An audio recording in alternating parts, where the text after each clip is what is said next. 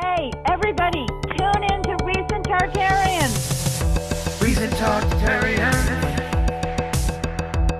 Recent Tartarians.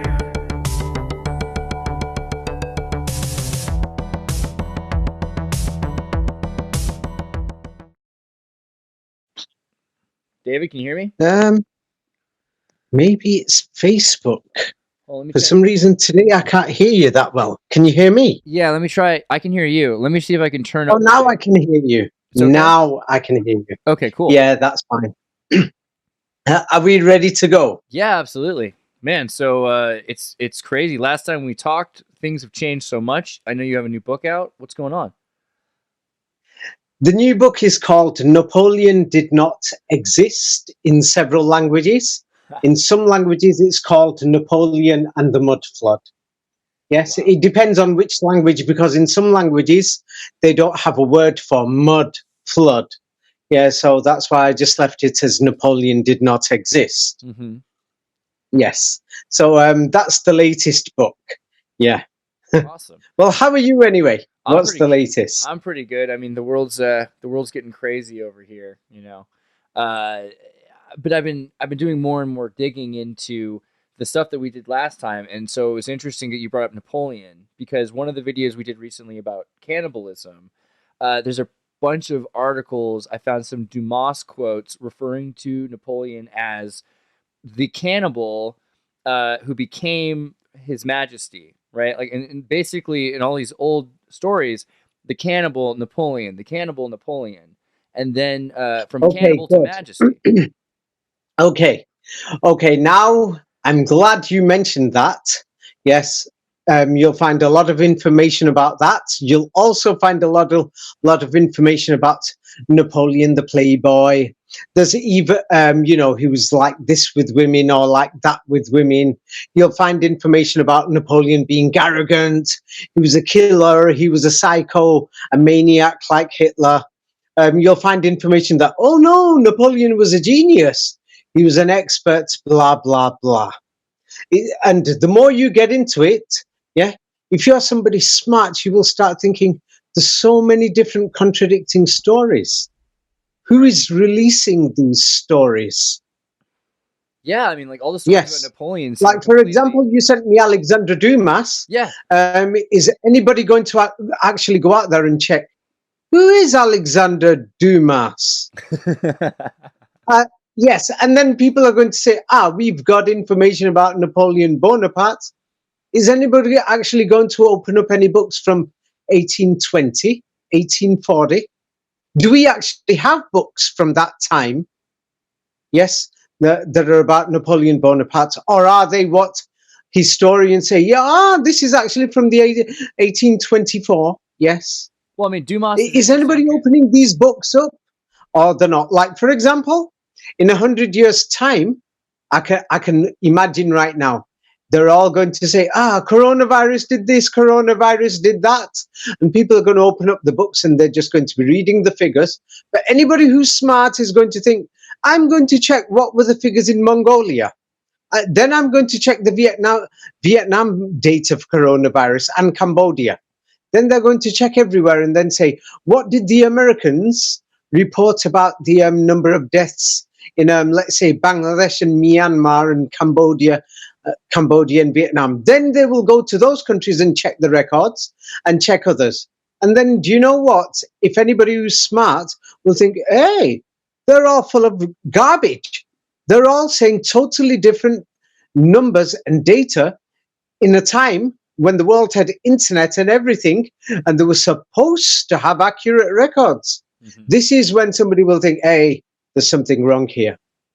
So now when it comes to Napoleon, they are telling us there is a man who's practically at war for 19 years, since he started his campaign in Italy until Waterloo, or if you want to say 19 years from when he first got into the army and when he became an emperor, but that's halfway. You can just go on and on.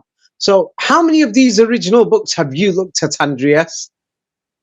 Oh, I mean, so when I think about the French period, right, there's Victor Hugo, Les Miserables. Victor Hugo lived after him. Right. All of these are all of that, and that's an interesting point about Dumas as well, because he wrote. And who said Victor Hugo even existed? I mean, this is all fair. So I mean, We've got a problem because I just want to say, because I think of the Count of Monte Cristo, and I think of the Three Musketeers. do you know what problem we've got with people like Victor Hugo? Yes, in England, because I'm from England, there were many of the elder generation has passed away now, but they were alive 20 years ago, and they told their children and grandchildren when we went to France, the so-called French army in World War One couldn't speak French. We didn't even know if they were French or not. And they couldn't communicate with each other because almost all of them spoke different languages, and we don't know if they were languages or dialects. Right. So if they couldn't speak French and they learnt it in school in the 1930s, 40s, 50s, and 60s, then who did Victor Hugo write for, by the way? Was he writing for ghosts? Or was the work of Victor Hugo written in the 20th century and they just said, hey, this was written back in the days? And then to verify it, they've just got backdated editions of newspapers, etc. Absolutely. I mean, so nobody's checking these things. Okay, what I will do last week, actually, 75% of France in 1793 could not speak French, and so that's more than 75%. By the way, by the way, regardless of official estimates, there's people who are doing research themselves, and it's not hard to do research because, people's fathers, anybody who's aged around 50, about 10, 15 years older than me, then they remember their dads telling them, or their grandfathers were alive when they were younger, and they were told, hey, the French couldn't speak French. Right. Oh, when we encountered the Germans, they couldn't even speak German in World War One. So that was even weirder. So when I was digging into the thing to look for any discrepancies in what you sent me, proof that you were right to the weirdest level. So now, not only that, in 19th century, French was spoken more widely in Holland and Germany than in parts of France. So I mean, what the heck? Right. Let me tell you there now. When they say French was spoken in Holland and Germany, the books, do you know the history books? They're referring to the 5% very upper class and the people who are in power. It makes sense. Like it's not people like you and me. The French schools today are still doing that. I buy it. Right. So the thing is, because we've spoke many times, and I had a look at your videos, and you've got many people who are following you, and they're really interested in your work. Yeah. What I will do is this will take me 5 minutes, possibly up to 10 minutes, to do an introduction about the new book. Yeah. And I will do it in this way. Yeah, because so that's for the benefit of the people and the questions that people ask. I'll send you all these one by one, and then so that people can check themselves, and they will be able to figure out if a man called Napoleon Bonaparte existed or not. With all these stories, then people, it won't be very difficult. Now, I've sent you the first picture. You can upload these in the video later. The first picture, people can check. Napoleon Bonaparte was 19 years old, and he was a soldier when the French Revolution started in 1789. There's that lunar cycle again, that is 19. Yeah, that's the first photograph. The second one, the second photograph that I've sent you is Napoleon Bonaparte was from a noble family or nobility, upper class, according to historians. All this is official history. Yes, and his family was recognized to be a part of a noble family, the nobility, on 19th of August, 1771. Right, yes? It also says 19th of August. Saying Corsica High Council, not necessarily French, right? Or so he's Corsican, right? Yeah. Right. Yeah, but the dates are important. Now, let me send you all of these. We'll talk about them in a minute. Now, at that time, the French, it was the time of the French Revolution. At that time, the finance minister was a man called Jacques Necker, Monsieur Jacques Necker. Yes, and he published the first ever financial documents of France on the 19th of February, 1781. And France at the time, the document showed France was in debt, is spending too much money, is practically going bankrupt. So he published those accounts. Now the next thing is the French financed, according to historians, that they financed a large part of the American War of Independence, that they were fighting the British. Were they really fighting the British, or were they fighting somebody else called Tartaria or the Kingdom of God? Now, Jacques Necker, yes, the Minister de Finance, the finance minister, he was forced to resign on the 19th of May, 1781. So then France turned into a period of darkness, yes, for the next few years. This will take up to 5 or 10 minutes. Let me send you a few of these, then people will think, what the hell is going on? So what happened is the French king called the parliament, and the parliament is called the Estates General, or the Ancien Régime. And in that, they had the first estate, second estate, third estate. Means, they had the clergy, or the religious guys, the nobles, the rich guys, and the common people, the third estate, you and me. Yes. So what happened is, on the 19th of June, the third estate, you and me, we became powerful. People from the other group started joining us. So when that happened on the 19th of June, 1789, the king closed us down. They closed you and me down, saying, we're closing the doors. I'm not having this. The common people getting power. Right. Well, check the date out, 19th of June. Yes, this is what they're teaching us. This is the year of the French Revolution now. We're actually on the year. So what happens straight after that is that Necker, le Minister de Finance, the finance minister Necker, he was dismissed. Straight after that is the famous revolution, the main event called the storming of the Bastille. And what happens is people are angry, saying Necker has been dismissed. So now what happens is the storming of the Bastille happens on the 14th of July. There's riots and protests. So what does the king do? The king says, Necker, you can come back on the 19th of July. 19th of July to calm everything down. So now what do they do in France every year? Yes, every year in France, they have a celebration of the storm of the Bastille. It's called Bastille Day, 14th of July. The Bastille Day, they have a military parade. It's on the Avenue des Champs-Élysées, and it starts at the Champs-Élysées, and then it goes to the Place de la Concorde. And this is exactly 1,900 meters long. They march 1,900 meters, and then they end up at the Place de la Concorde. Yes, and people can check this, the Place de la Concorde, where the Bastille Day celebrations seem like the 4th of July. It's so big over there. So when you arrive at the Place de la Concorde, where the Bastille Day celebration of the revolution ends, this is 19 acres in area. So then they're telling us, historians are telling us, in 2016, there was an attack on the Bastille Day celebrations in the city of Nice. And the person who did this attack used a 19-ton truck. Now this involves the Americans now. Now then, the revolution next phase is the Americans. They're saying that the revolution was witnessed by Thomas Jefferson himself. He was in France in 1789, and he sends a full report to the US Secretary of Foreign Affairs on the 19th of July, 1789. And he has meetings in his house with a man called Monsieur de Lafayette, or Marquis de Lafayette. And what do they do together? And who is Lafayette? Lafayette fought in the American Revolution. Yes, you know, the American War of Independence. Now, this will get people in the United States worried. Yes, they can check into this more. So the American War of Independence started when the first fighting started on the 19th of April, 1775. And at that time, Lafayette was in the United States. Yeah, and he met George Washington himself. Lafayette was 19 years old. And the first day he did battle, his first day, the worst day, you know, he thought it was like the end of the world, was September the 11th, 1777. Oh, I'm being serious. Wait till you go through all this and start laughing.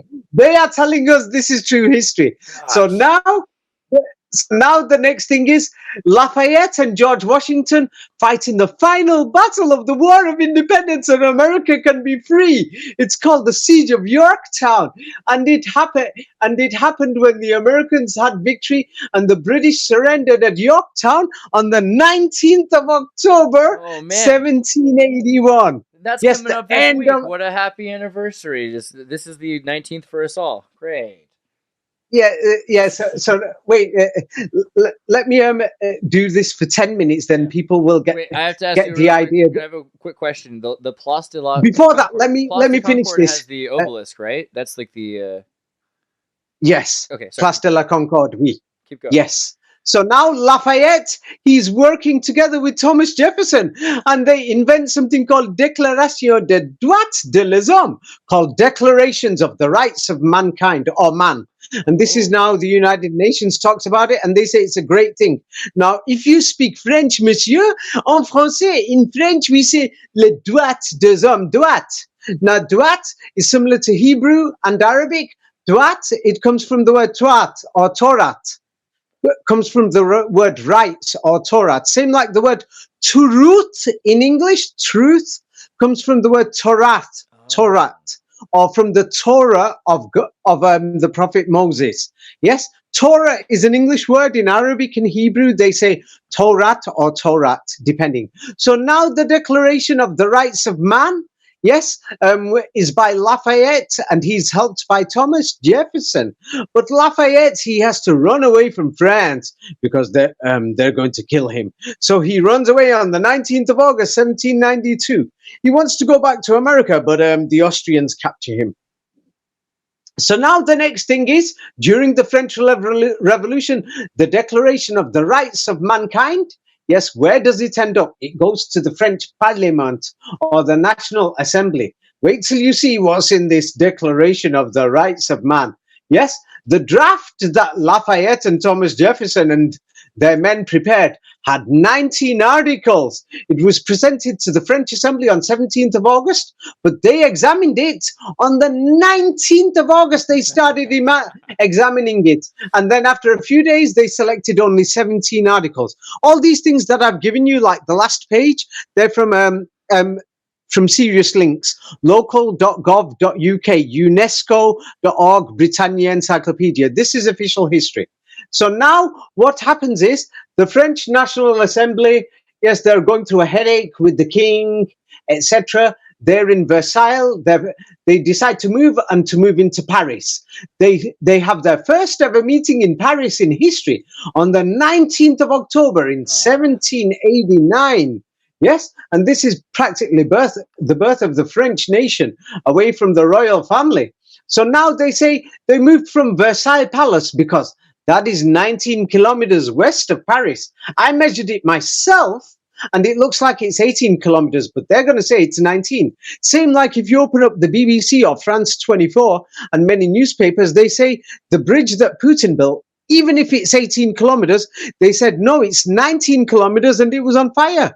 And then immediate reports, well, the longest reports, they said, oh, the bridge was 19 kilometers, it's on fire. And then Putin attacked Kiev and 19 people died in the main part of the killings. They updated these numbers later.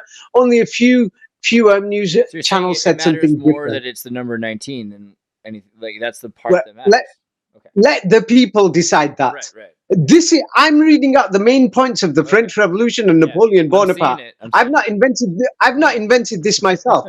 So now there is a man called Maximilien Robespierre. Robespierre is the leader of the Jacobins. Anybody who studies this, it's boring as hell. Jacobins. He becomes elected as one of the secretaries of the National Assembly on the 19th of June, 1790. So now France at that time has royal family, blah, blah, blah. It didn't have a president and all that. So at that time, royal family is turning into a republic. So what does the French Revolution do? On the 19th of June, 1790, the nobility is abolished. And these titles of nobility, they abolish them. On the yes, 19th? A man called Napoleon. Yeah, on the 19th of June, 1790. As long as you learn 19, that's it. You're going to be top of your class. This isn't even the first 19th of June, though, too. So there's something about that also. But yeah, crazy. Yeah. wait, let me just give it a bit more. So now, there's the thing is, at that time they call it the Age of Enlightenment. It's a famous period of history, and they say, people are arguing over miles, meters, kilometers, etc. And they say the French had the best scientists in the world because they used their brains, or the age of reason, and they invented the metric system. Yes, this idea was proposed by the Académie des Sciences de Paris, the French Academy of Science, and they originally proposed this idea on the 19th of March, 1791. Yeah? Oh, yeah. So now everybody's worried that the French are going to kill the king and queen and all these royals. So what happens? In Europe, they think, hey, we got to invade and get rid of all these Republicans and Democrats, etc. So what happens? The Austrians, the Prussians are Germans, but they call them Prussians in that part of history. Yeah. So they invade France and they cross the border into France with the Duke of Brunswick on the 19th of August, 1792. Yeah. Oh, yeah. What happens is they only sent half their armies. Yes, because just before they entered France, in that period of history, it's called the partitions of Poland.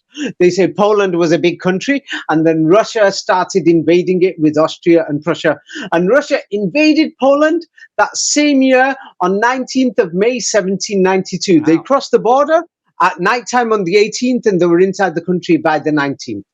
So now, what happens is everybody knows about France, liberté, égalité, fraternité. Everyone talks about these great French rights and the great system. So now in France, they now made something new, saying, we are going to help all the world and help them to save them and help them to recover their liberty. It's called the Edict of Fraternity. And they made a declaration to the world, we'll help everybody on 19th of November, 1792. So now what do? They decide we're going to kill King Louis. Everyone knows about this. They execute the king. It's a famous story. How do they kill the king? The king is arrested. They imprison him, and then they condemn him to death in January 1793. So now they have a debate, and the final decision to say, no, he's going to be killed, executed, simple as, was on the 19th of January, 1793. So now, here comes Napoleon Bonaparte. He suddenly starts getting famous at that time. So Napoleon Bonaparte has his first ever victory, yes, called the Siege of Toulon. And he defeats the British and forces them to leave the port of Toulon on the 19th of December, 1793. Yes, then they say France at that time goes into the reign of terror, all these executions, guillotine, they say they're chopping the heads off and everything, yeah? Yeah, in the revolution, it's called the reign of terror, yeah? And so what they do is they made the law of execution decree, yes, was on the 19th of March, 1793, saying we will execute any rebel who has got arms and weapons. They add to this and they say, even if you don't have weapons, you can kill him anyway on the 17th of September. Yes, but the main law was on 19th of March, 1793, execution law. Then, all the world slowly picked up France's law. They're telling us France was one of the few countries in the world to provide free and compulsory education for all children. It's called the Bouquet Law of 19 December 1793. They say, we're going to give all the children free education so that we can teach them what we want to tell them. Emphasis they will have to learn the history that we say. Huh? Emphasis on compulsory, right. Yes, yeah, it's like they're going to teach them Bonaparte existed. Right. Yes, and they're going to teach them coronavirus. And that Tartaria did not. Yeah. So now the next thing. So now Maximilien Robespierre, he becomes the leader of France. And he says, anybody who doesn't believe in my supreme being, because everyone's asking, what is the one eye on the dollar? Yes, if you follow this 19 thing in the history of France, you'll know the one eye on the dollar is a lie. And all the history they're telling us on history books, Britannia, everything saying, it was the supreme being, everything, they're lying.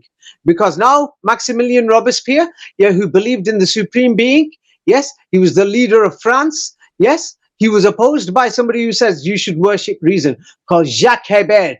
Yes, and so what happened on the 19th of March, 1794? Jacques Hébert and his men, 19 of his followers, were arrested and executed. Yeah, that evidence, that number, historians themselves have changed it several times, but they use mainly 19. So now, then what happens to Robespierre, the leader of France? He himself gets executed on the 28th of July, but he's executed with 19 of his followers. Yes? So now Napoleon Bonaparte, so in France, what they do at that time, they change a new calendar and they say, we're going to have a calendar called the French Republic calendar. Yes? This is what historians tell us. But soon you will know this calendar is a fake too. So now Napoleon Bonaparte gets married on the 19th of Ventose in year 4. They call it Ventose in French. So that's the date he gets married. So now that's 1796. So now it's still the French Revolution years. Yes, Napoleon's still coming up. Yes. What happens is that they want to make sure they control all the public officials. Everybody's got to say that we hate the royal family and we hate royal people. So a law is passed on the 19th of Ventose, year 4, saying that we all hate the royals and anybody to do with royal people, etc. But notice it's all 19. Question. What is this windy month? Yes. Do you know what windy month means? It has parentheses, windy month. Ventose, that's just a translation. It doesn't matter. It's same like, what is January meaning? What is the meaning of Monday? March is windy month for them. Interesting, like Mercury or something. Yeah. So now Napoleon Bonaparte, he has to go to invade Italy. Yes, the French Republic revolutionary government sends him there. He has one of his most famous victories called the Battle of Rivoli in 1797. Now, historians say he had 19,000 troops that day, and during the campaign, up to 23,000 troops. So now in 1797, historians are telling us Napoleon, there's a newspaper or magazine that's going out around France called Journal of Bonaparte and Good Men. Journal de Bonaparte des Hommes Vertueux. And its first edition comes out on the 19th of February, 1797. It's in French and nobody can speak French. So maybe, this book was for ghosts. Yes. So now while Napoleon is in France, yes, in Italy, while he's in Italy, he's fighting the Pope and all these people and friends of the Popes. They call it Papal States. Yeah, they sign a treaty with him on the 19th of February, 1797. Yeah, he just goes on and on. Yeah. But the thing is, I'm going to put it like this because, or otherwise people are going to think, hey, Andreas, you're crazy. You're bringing somebody on. What's he talking about? So give it a few more minutes. So now what happens is in 1797, there's another revolt in Paris and a coup d'etat takes place. Napoleon sent military help from Italy. He provides the documents for this to happen. And then on 19th of September, he explains why he sent soldiers to change the government, because he wants a strong government in France. Yes. So, so people are asking why, and he explains it on that. So now this new government that comes into power, yes, on the 19th of Fructidor, yes, this is the calendar of France, in year 5, yes, they bring out a new death penalty, saying that all people in the church must swear an oath saying we hate the royalty, blah, blah, blah. Whoa. So now, how did Napoleon Bonaparte find many soldiers for his armies? Yeah, the French revolutionary government passed a law on the date of 19th of Fructidor, year 6, yeah, called the Jourdan Law or Jordan Law, forcing men to join the army. And that's how Napoleon got many soldiers for his army. Yes, this is what historians are telling us. Yes, nobody checks these very major facts. So now Napoleon Bonaparte invaded Egypt and he went to the Sphinx and the pyramids, people say. He left France on the 19th of May just to go to Egypt. Yes. Yeah. So now when he leaves France on the 19th of May, yes, he makes plans for the invasion of Malta. And this is known from his letters from 19th of April, 1798. Yeah, I see that's there. I mean, even if people don't understand the value of 19 immediately, I mean, we to a lot of Egypt. a lot So of now people are Napoleon clearly, Bonaparte. even if we don't always understand it, clearly these people had an obsession with this number. There's no way that they just did Yeah, this. Yeah. yeah, yeah. Okay, so now Napoleon's in Malta, and then he's conquered the place. He's about to go to Egypt. He leaves Malta on the 19th of June. Yes. There's that So 19th of June again. I think June might be important. I don't know. I guess they're all important. But no, I've seen June. soon you'll figure out there's more, Right. because this has got to do with the day God became man, according to these Okay. people. Yeah, and the day that God, the day God jumped out of his grave was on the 19th. Wait till we get to this part. Oh, God. All right. Ah, you're going to be shocked by this. Hold It's on to all my in this seat. new book about Napoleon. Yes. So now what happens is he goes to Egypt, and they found the Rosetta Stone where they can translate hieroglyphics. That nobody knew what hieroglyphics were until that day. The hieroglyphics were found, and the Rosetta Stone, they say 19th of July, 1799. Some people question this. I mean, So it now says another thing 222 is, years ago. There's definitely some numerology going on in this article. All right. Sorry. oh yes, this numerology. So now the thing is, he's gone to Egypt, and he takes 19,000 of his best soldiers. And I put it there that the thing is, historians can't make their mind up. Some of them say 30,000, 35,000, 40,000 soldiers. They say he had how many ships? Let me see. They say he had 300 ships. Sometimes they say he had 400 ships. Yeah, they can't make their mind up Every single how one of many. these numbers is numerologically and geometrically valuable. 33, Yes, 54, but 36. the main thing is the number 19, 19. because the number 19 is the alpha and the omega, 1 and 9. Yeah, it's the numbers of the spectrum. So people will have to read my books for that. It's too difficult to explain in an interview. Anyway, Napoleon's in Egypt right now. Yeah, he's in Egypt, and everybody's seen these photographs of Oh, there's a block. Can you say it again? Hello? David. him. He goes David, right David, beside David, the Sphinx. David, And David, I've given you a David, particular David. picture of this. David, start. He goes to the There was a Sphinx. blackout And- there. I didn't hear what you said. Yeah. Go back to Hello? the beginning of the Yes? Egypt part. Hi? Yes? Yeah, repeat the Egypt part. Yeah. Yeah, so now Napoleon's inside Egypt, and there's paintings, famous paintings, and other pictures showing that he goes to the Sphinx. So now when he goes to the Sphinx, they show him that he's there. I've sent you a particular picture with the Sphinx, pointing out where is the Sphinx stela. So now Napoleon went there, yes, and they say, yes, and historians have made sure this is a rumor, because they want you to just waste your time investigating this. Yes, but they don't want you to figure it out. So now at the Sphinx, there's a message. It's blocking you again. There's a Written silence. to the world Wait, in wait. hieroglyphics. Say it again. And the Sphinx has a message from there the was ancient Egyptians now. There's a huge gap there. So wait, there's a message. Say it again. They're trying to silence you. Right. So Napoleon arrives in Egypt. And now when he arrives in Egypt, historians are showing us that he goes to the Sphinx Right. and these areas. So he goes to the Sphinx, and the thing is, there's paintings of it. They're famous. I've given you a picture of that with an arrow showing the Sphinx stela. And So now what's the stela? The square that's it's just right. Yeah, it's just writing with hieroglyphics on it. Oh, okay. So now the thing is, they are telling us Napoleon didn't write the hieroglyphics and the Europeans didn't. And they're saying we've only found the Sphinx these days, and we've only just translated this stuff.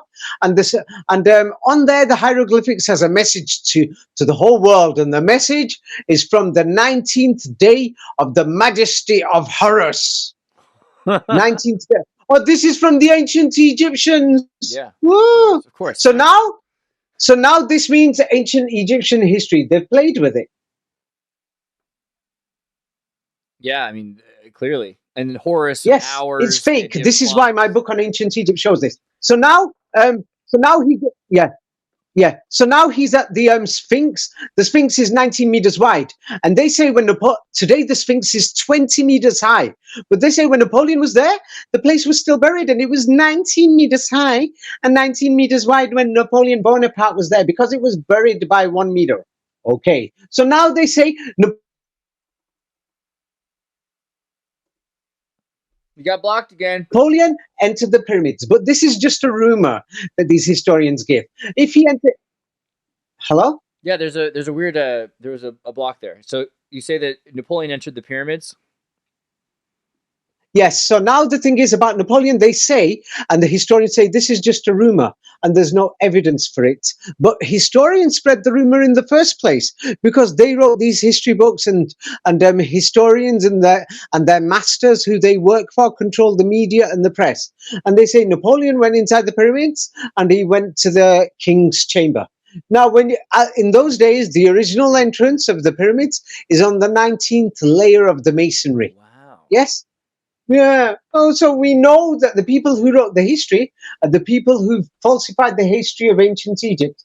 So now, if Napoleon did go inside the king's chamber, we have a problem with the king's chamber. The king's chamber is 19 feet high. So now Napoleon, after this, yes, he's back in France. Yeah, he goes around goes around Egypt and around Levant, but they weren't famous stories. So now he comes back, and in France there is a coup d'état. The coup d'état starts in the French month of 18th of Brumaire, and on the 19th of Brumaire, Napoleon becomes one of the first consuls, and he makes his declaration to the French people. So this is the day that Napoleon gains power. You can hear me, yes? Yeah. It's Yeah. always interesting So now the connection between 18 and 19 too, right? They're like, yeah. No. 18 is the day of the coup, Yeah. but the day he gets power and makes his declaration is the 19th. Right. +1. Yes. Yeah. Yeah, it's the next day, so it is the 19th. So now Napoleon Bonaparte, he's in Paris now. He's the first consul or the leader. He needs somewhere to live. He moves into a magnificent palace called Tuileries Palace on the 19th of February, 1800. Yes. So now they turn around and say, Napoleon, he starts rewarding people. Yes. He creates the Legion of Honor, the French Legion of Honor, on the 19th of May, 1802. So now Napoleon Bonaparte, yes, he turned around and says, yes, Jeanne d'Arc, or Joan of Arc, and he makes her into a national symbol of France. Historians say this. And Joan of Arc was burnt to death when she was 19 years old. Oh, she was burnt because she helped France in her time in the Middle Ages win the 100 Years' War. Yes, Yeah. and France won the 100 Years' War on the 19th of October, 1453, when Bordeaux surrendered to the French. Yes, Yeah. so now Joan of Arc, yes, what happens to her? She becomes beatified as a saint by Pope Pius X on 18th or 19th of April, 1909.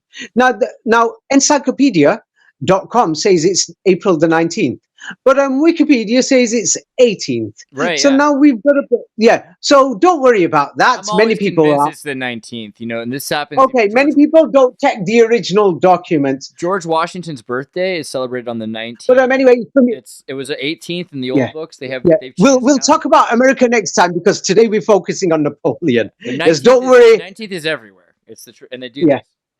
Yeah, so now Joan of Arc, they've turned her into a saint, and it's the celebration day. I've sent you a copy of evidence that's from that time, and the evidence from that time shows 19th of April.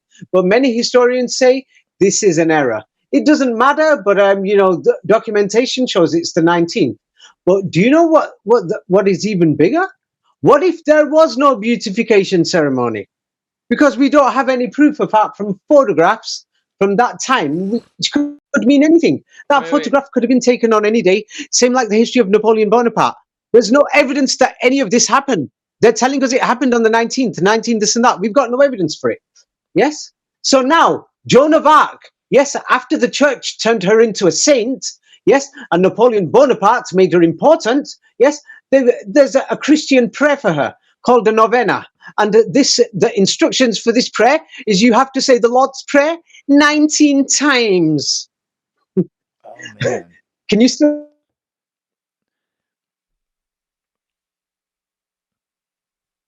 David, you there? Still hear me? Yeah, I'm just making sure. It blocked, Yes. So now, what happens next? Napoleon Bonaparte, they declare. Napoleon. Yeah, so Joan of Arc, yes, they made a prayer for her called the Novena, yes, and they say you've got to say the Lord's Prayer 19 times for Joan of Arc if you want her to be your saint. So now, anyway, Napoleon Bonaparte, they declared him to be the Emperor of France on the 18th of May, 1804. He started ruling on the 19th of May, 1804 as the Emperor of France, and he established his imperial court and nobility starting on the 19th of May, 1804. Yes. The more people look at this, it becomes a joke. It's just to see. It's a serious joke. So now Napoleon Bonaparte was started as an army officer in 1785, and now he's become at the top of his world. He's crowned as the Emperor of France 19 years later in 1804. Oh yes. Yeah. So now.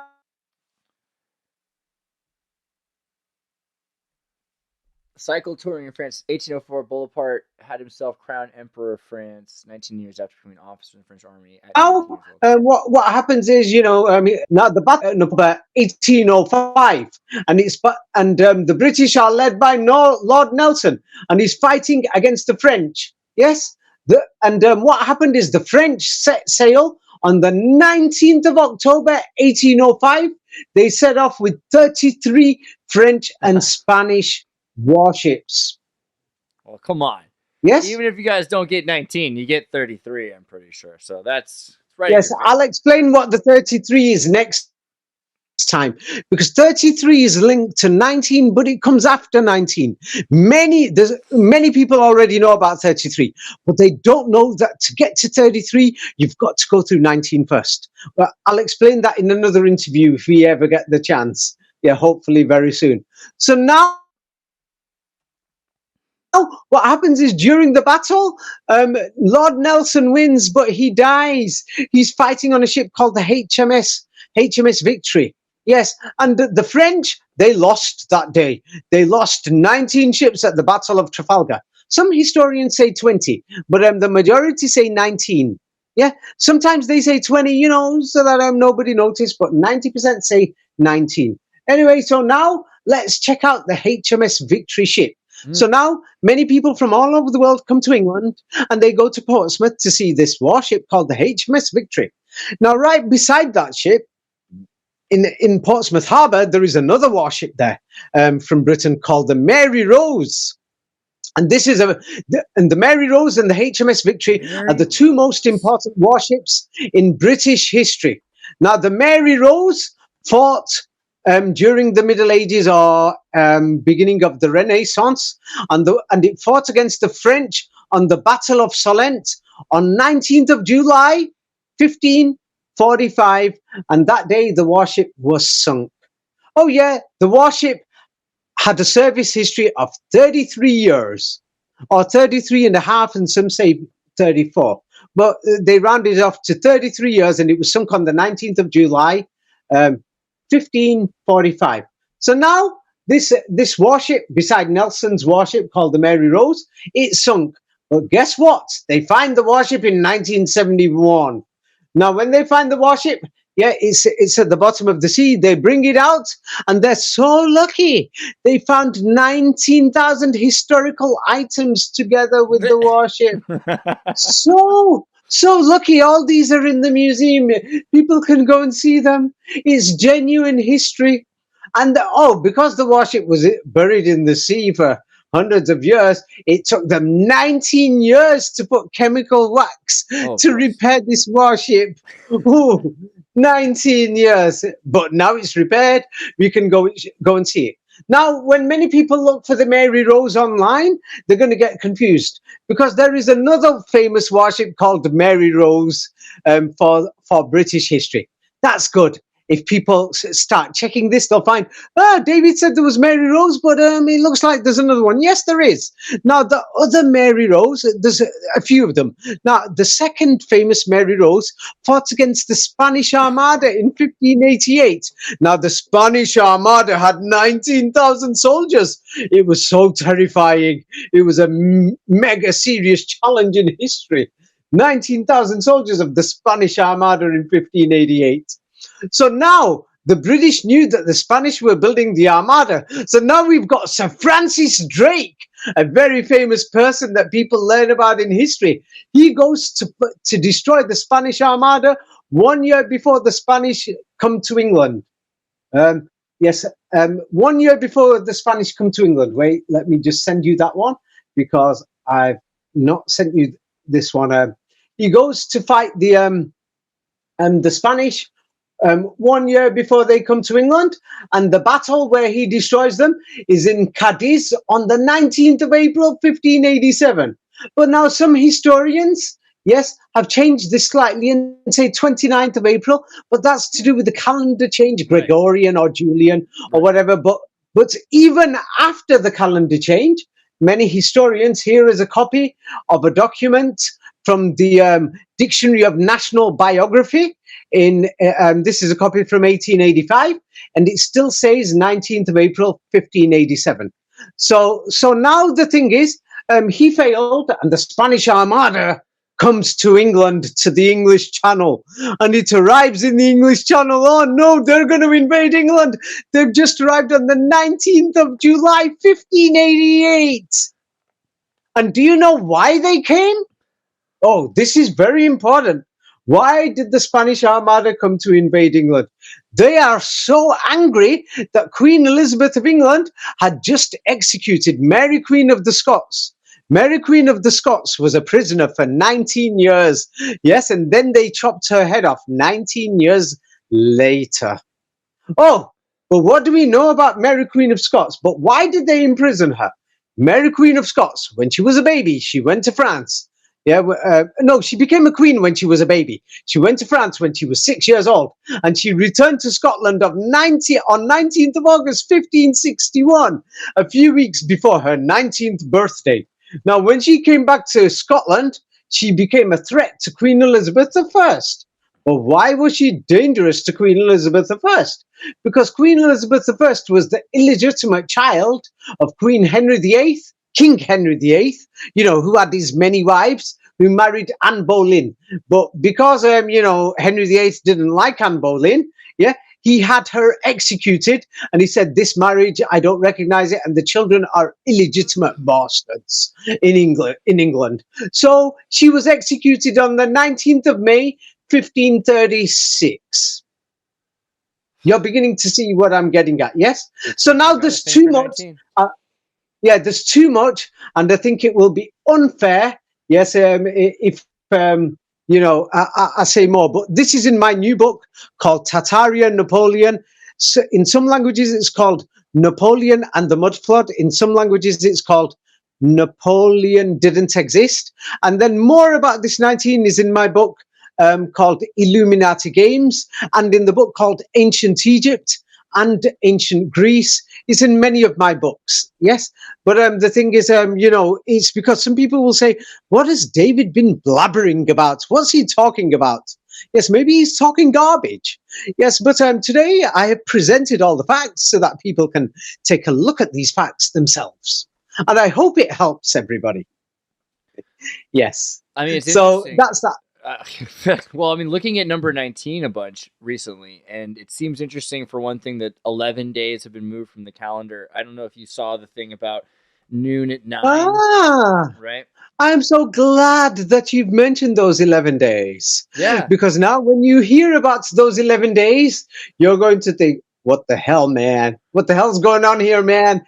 I need to go back to the future. It's weird that people don't talk about it more, because the founding fathers had to, in America, had to decide: are we going to use this weird new French calendar, or are we going to use the Gregorian? What do we do? This is what they've told you. Right. So now the thing is, when people hear about this is going to make people really think this is just ridiculous. Now I'm going to send you the reason why they changed the calendar. Okay. Now, there is a reason for it. They claim they changed the calendar in the 16th century, but actually, it will take too long, so I won't explain it now.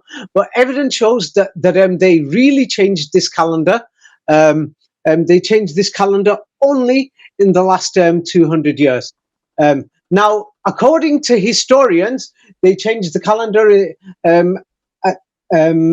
at the end of the Renaissance, and they changed it to modify the date of Easter. Now, I've just sent you something, and this will show you why they changed it. Yes, they changed it from the Julian calendar, yes, to make sure that 19th of April That's, becomes the frequent dates for Easter. why did I But forget wait that a one? minute. That's the obvious No, one. no, Oh, right. Anybody can check this. Easter. Yeah. So now the main reason they changed the calendar was because of Easter, because they wanted to choose which date will be Easter. So now you will know who is using the number 19. ISIS And worshippers. this was the Vatican and the boys.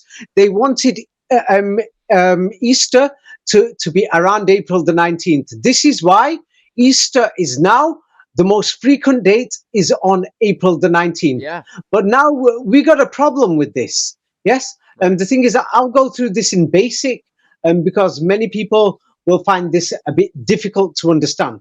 So now, at that time, Christianity was establishing itself, and yes, it's growing bigger, and they want to take more control. So now the thing is, this is what they tell us. So now the Julian calendar was the original, and in the original, there is a day called Epiphany. But Epiphany, I'll just make it simple. It's the day that Jesus Christ got baptized, or the day that they say that Jesus revealed himself as the Messiah. And I've sent you this, and this day is the 19th of January.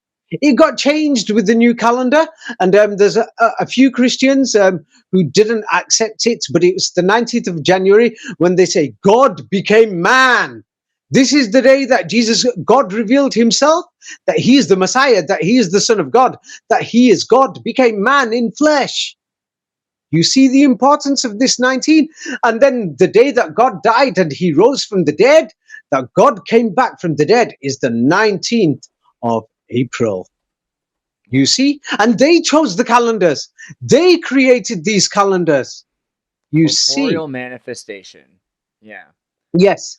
Now, I've given you a bit of basic information on this. There's going to be people who are going to say, it doesn't make sense. What's David talking about? It's because this will take too long. Yes. The thing is, if you really want, I could go into this in depth. That it's so deep that people will they actually have to read the book. Yes, it's a little difficult. Like, for example, if they're going to say, what is David talking about? I'll just say a bit more. They'll say, we don't understand this. Easter, it's not enough evidence because I believe that Christ is the Son of God. Yeah, but Easter's I believe in the Bible. About the Roman calendars. Yeah. So now I've just sent you about the equinox, spring equinox, or March equinox, or vernal equinox.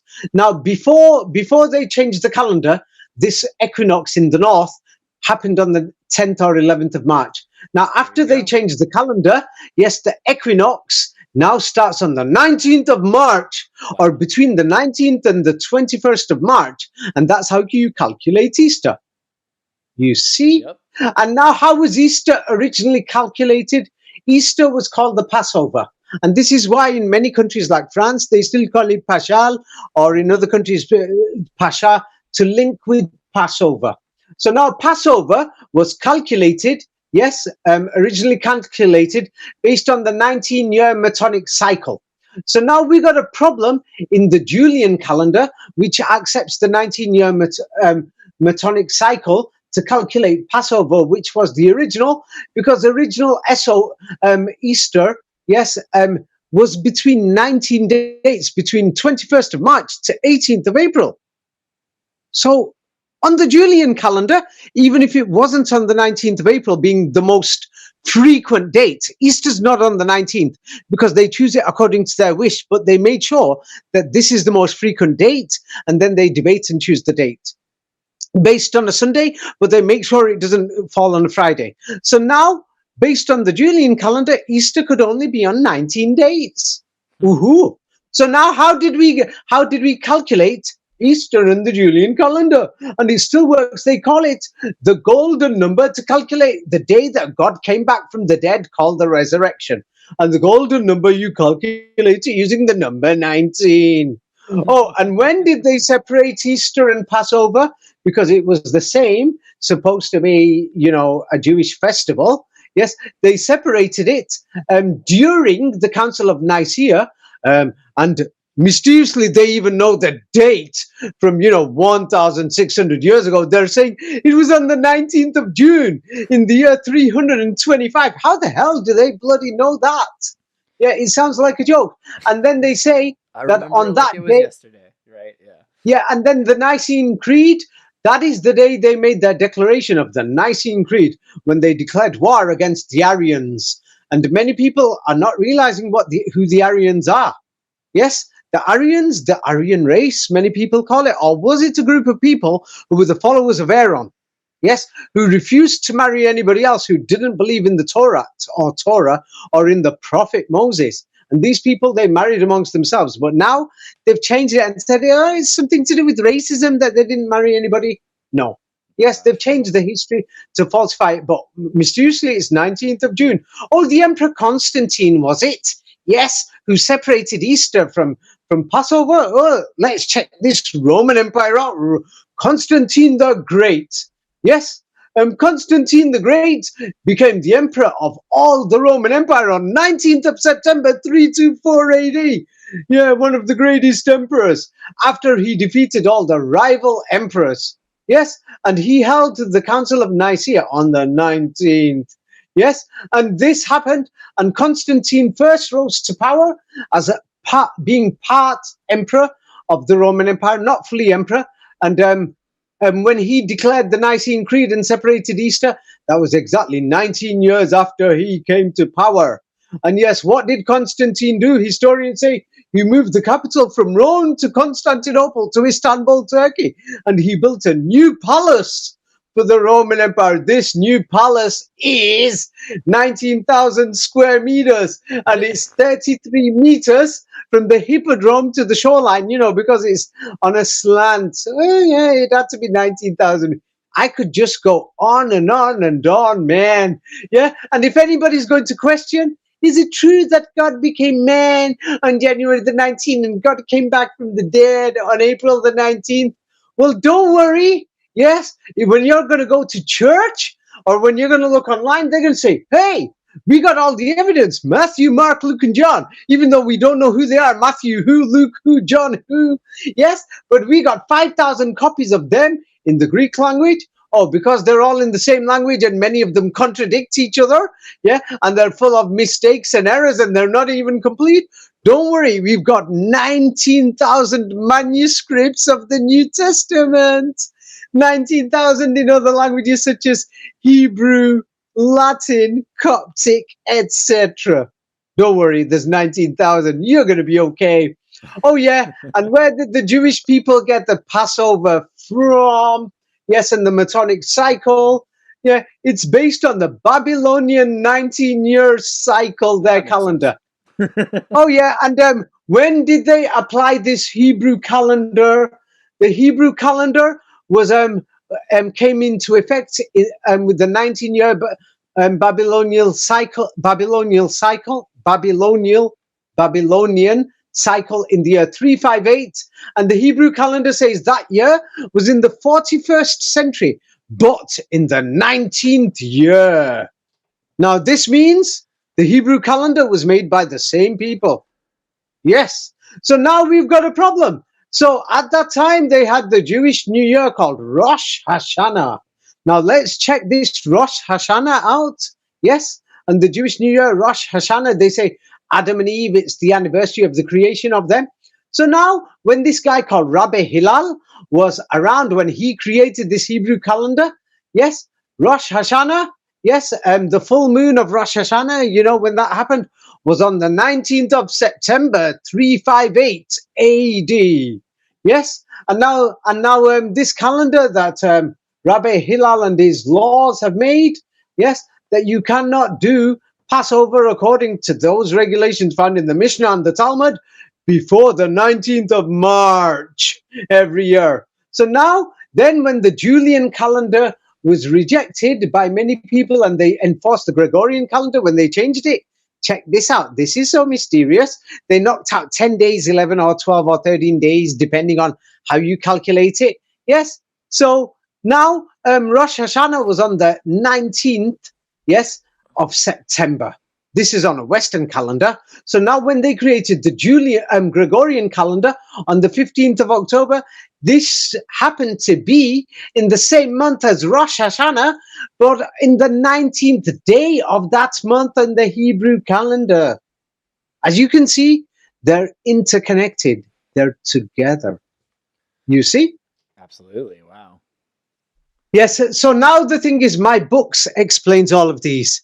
I'm sorry. I thought I'd introduce it for 5 or 10 minutes, but today I actually thought, because there's many people who've sent many comments, and there's people there, that are putting negative comments. Now the thing is, if they've got any proof that I am wrong, yes, do you know what to do when they comment on this interview? Tell them to put their proof, their links, and write out the full story.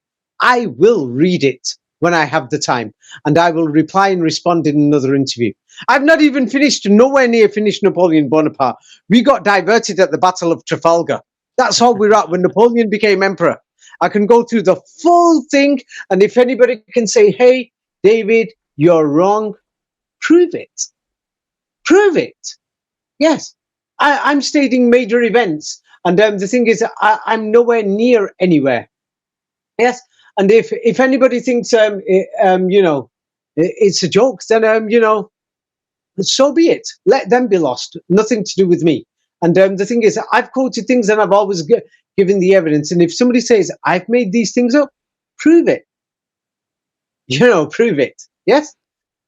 Well, I mean, it's an interesting thing because so many people build their whole reality. It's weird how much people don't think about it, but Napoleon's somebody, the idea of the metric system and modern history and Napoleonic code, they've built it up to be that Napoleon built this world and that there was no world before Napoleon. So it's weird because not a lot of people care, but they do. Yes. So now think about how much their world depends on it. Yes, so now I've given you enough information. I've just gone through Napoleon's just been crowned. Right. There's a long way to go. I'm sure that even you are thinking, I spoke to David before about the number 19, but this is heavy. Right. Yes. I mean, yes, it's a valuable number to an esoteric group because they're using it all the time. And we've seen them use 33, yes. We've seen them use 222. Now if anybody thinks it's just Napoleon, now this is going to get people thinking, and they're going to think, yes, David has got a point. Taylor Swift, her first song was called Tim McGraw. It was released on the 19th of June, 2006. Yeah. I'll take a few minutes. It's even in June? That was the one? Yes. Yeah. So now, Taylor Swift, she became famous at the time. She was 19 years old, and she broke world records at the age of 19. Yes. Now, I'm just going to compare to an average pop star, and soon they're going to see that the music industry is controlled by the same people. Taylor Swift's first album debuted at number 19 on Billboard 200 in October 2006. Yeah. Even 277. I mean, these are all decent numbers. Yes. 19 is now, definitely the Taylor Swift gave a free concert to students in a school in Virginia in 2009. And they sent 19,000 text messages for this concert. She gave it free, what she normally doesn't do in them days. She's just beginning in them days. So now, let me see now. Taylor Swift was part of Musicians on Call, and she helped over 190,000 people. That's how many people the Musicians on Call helped. Now, so Taylor Swift has a concert. In the 11th year. Mother, Taylor Swift has a concert, and she has a famous party called the Tea Party, named after Taylor Party. And two people. Her mother chose two people. Her mother was honored that day. It's famous in 2010. Choose two people who could be with Taylor Swift at the Tea Party, and there was 19,000 people that she selected two people from. Of the 15 to 20 super fans, that sounds a lot like a 19 waiting to happen right there. Right now, check this out. Yeah, median. So now Taylor Swift, she's on Spotify. She becomes very big by the year 2014, and she's so successful. She's on 19 million playlists, and it's reported all around the world. Yeah, people read this stuff on all these news channels, and they don't think, oh yeah, in South Dakota, yes, they started building a stadium saying, we want to bring Taylor Swift. It was an official announcement. And they started building a stadium with 19,000 seats in 2014. All these things, people think it's just small news, but they don't realize these things when they go through it. So now Assabet Valley students made a video to connect with Taylor Swift. Yes, in 2015. And it had 19,000 views immediately. Yes. So now Taylor Swift. What a name. Assabet Valley. Yes. So now there is Taylor Swift. Yes. The media starts comparing her salary to her $1 million a day to people who get £19,000 a day. Yes, that's dollars to pounds, and it's a front page news in many places, and it doesn't make sense why they're comparing £19,000 to $1 million. And then they're saying that there is a girl in Australia who looks like Taylor Swift. She's 19 years old, and just because she looks like Taylor Swift, she mysteriously gets 19,000 Instagram followers. She's so lucky. Wow. Would have, 19,000 followers. Jeez. Yes, and then Taylor Swift, yes, they call her the Aryan goddess for fascist Europe, and she suddenly gets 19,000 likes. Yes, on her fascist Europe post. But as you've noticed, they called her the Aryan goddess. They're using the number 19. The same people who created the fake story of the Aryan race to hide the followers of the Prophet Aaron are doing these things, and they're enjoying it. Yes, they're enjoying it, but it doesn't mean they've won. I could go through Taylor Swift, a lot of the major news that's, advertised by the media. Oh, there was a girl who performed it in Tampa Bay, and she performed in front of 19,000 people because she wants to be the next Taylor Swift. On the 19th of February. Let's not forget. Oh, no, the news was released on the 19th of February. That's good enough. I'll take it. Yeah. But 19,000 people, so, and Taylor Swift, her cat, by 2016, the media advertised it saying, whoa, her cat's become famous. It's got 19,000 followers on Instagram by 2016. But why didn't they wait till it got 20,000 followers? Or 33, right? Yeah, why is 19 worth it? Yeah. Yeah, why did they wait till 19? So as you can see, it just goes on, the thing. So now, in 2017, Taylor Swift released a song called Look What You Made Me Do. It had 19 million views in the first 24 hours and it broke records. Garbage. I'm sure they even made sure it had 19 million written on YouTube or wherever. So as you could see, yes, I could just go on and on and on. And then people will think, what the hell is this? Well, that's the thing. I know you like to focus on the evidence. That's your thing. You don't like to just guess. Yes. Now, the thing is, when people understand 19, it's like I've noticed many people have done great videos online on numerology showing, hey, there's the number 777, the number 7, there's the number 13, there's the number 33. They are correct, and they've gone through gematria. But what these people forgot is something, because if they were smart, yes, they are smart. They're very smart, because I learned something from them. Many years ago, I looked through what they were doing, and then I noticed that, hey, there's people in Japan saying, hey, they've noticed suspicious mathematics in events. Yeah, I go to Malaysia, and then the Malaysians are saying, hey, we've noticed all these suspicious things. So wherever I went, because I traveled, it had an advantage. Yeah, I noticed people are doing doing these research things, and there's so many of these blogs and videos saying, hey, this is an inside job, this is a hoax, this is fake.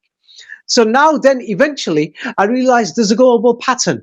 And then what I did is, yes, I tried to understand how they are figuring out to do the mathematics, and the mathematics must balance.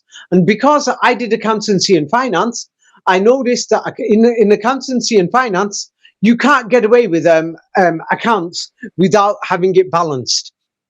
And because I do business myself, I like to know where every single cent or dollar goes.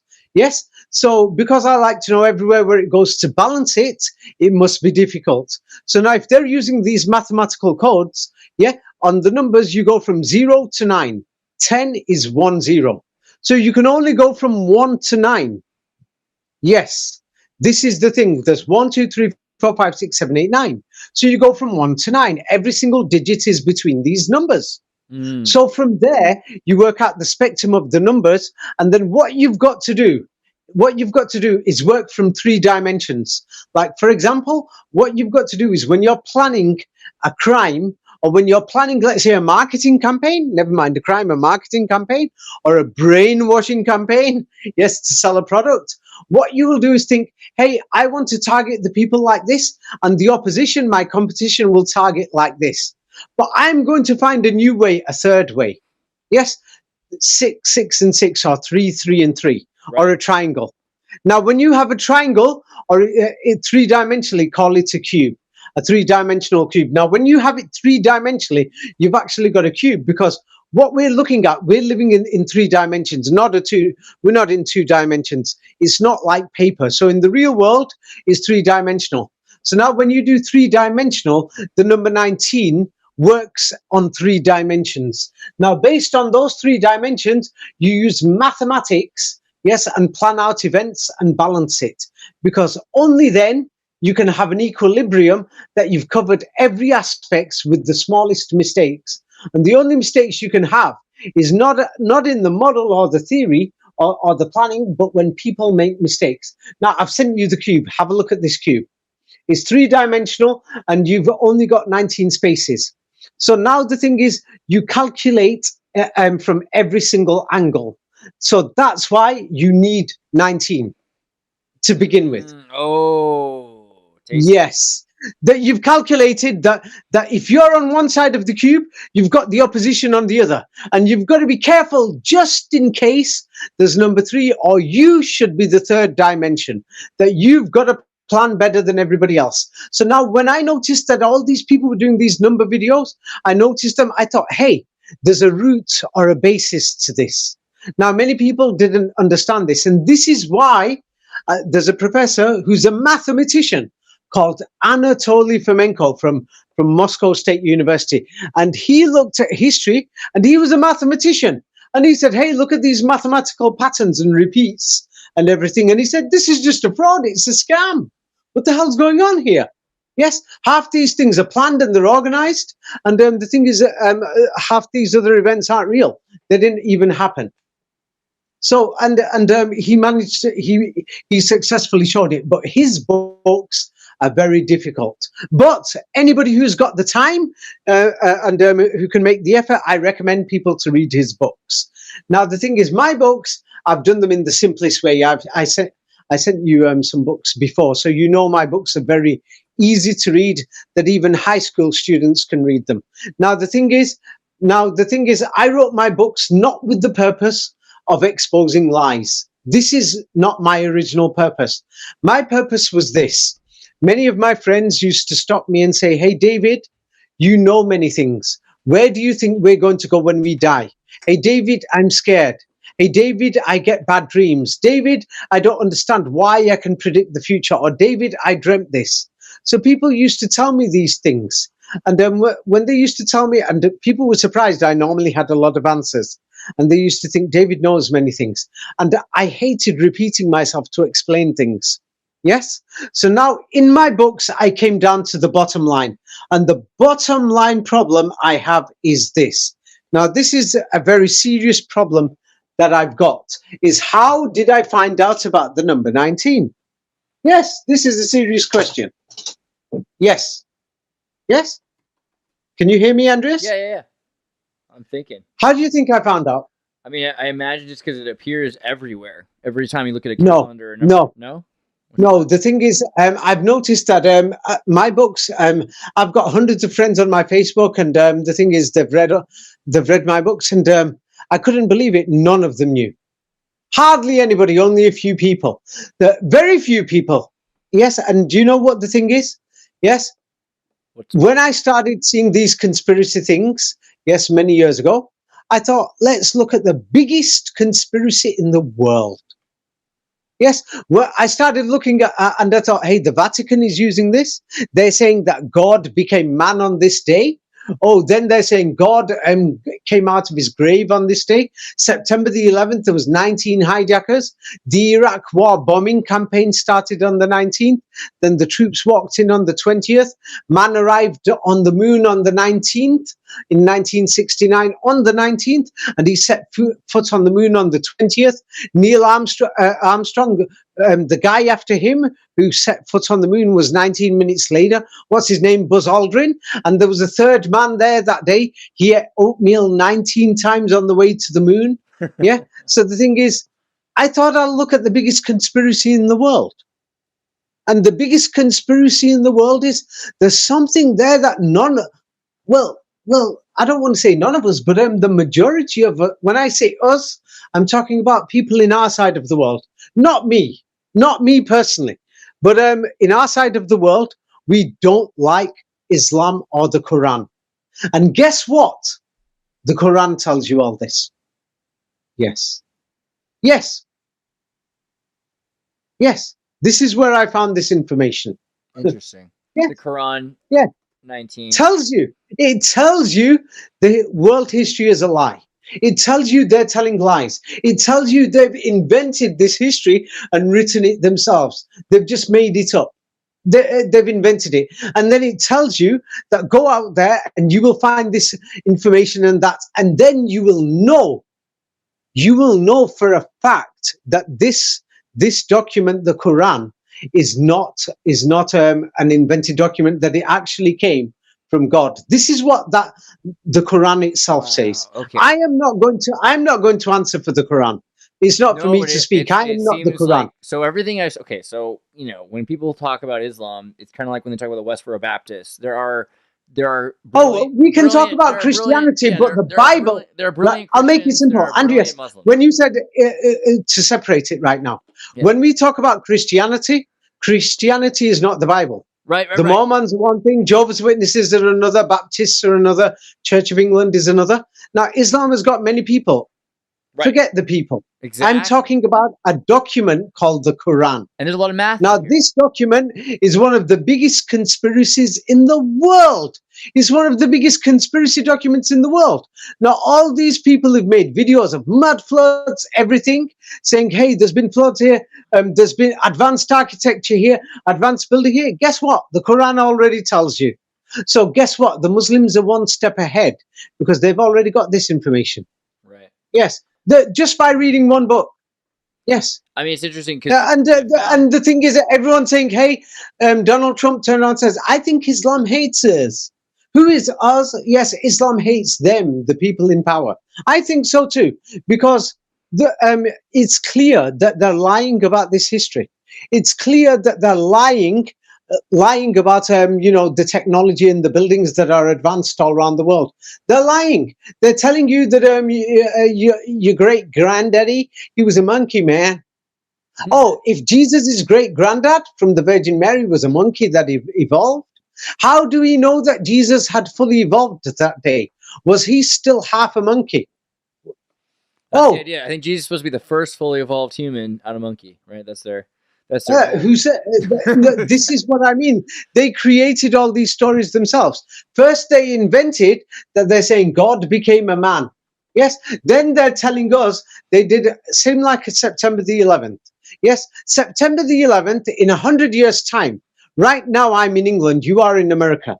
In 100 years' time, almost everybody's going to believe September the 11th. There was 19 hijackers. Then we had to go, President George Bush declared war on the 19th to go into Afghanistan. Then the land troops were caught inside and the first death was on the 19th in Afghanistan. Oh, 19th again. People can go and check it themselves. Yeah. Yes.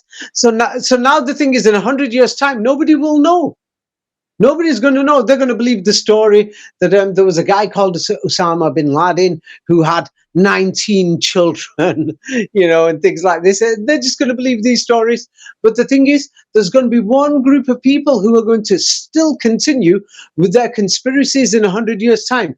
These people who follow the Quran, called these Muslims, they're still going to be saying 9/11 was an inside job. It was a fake.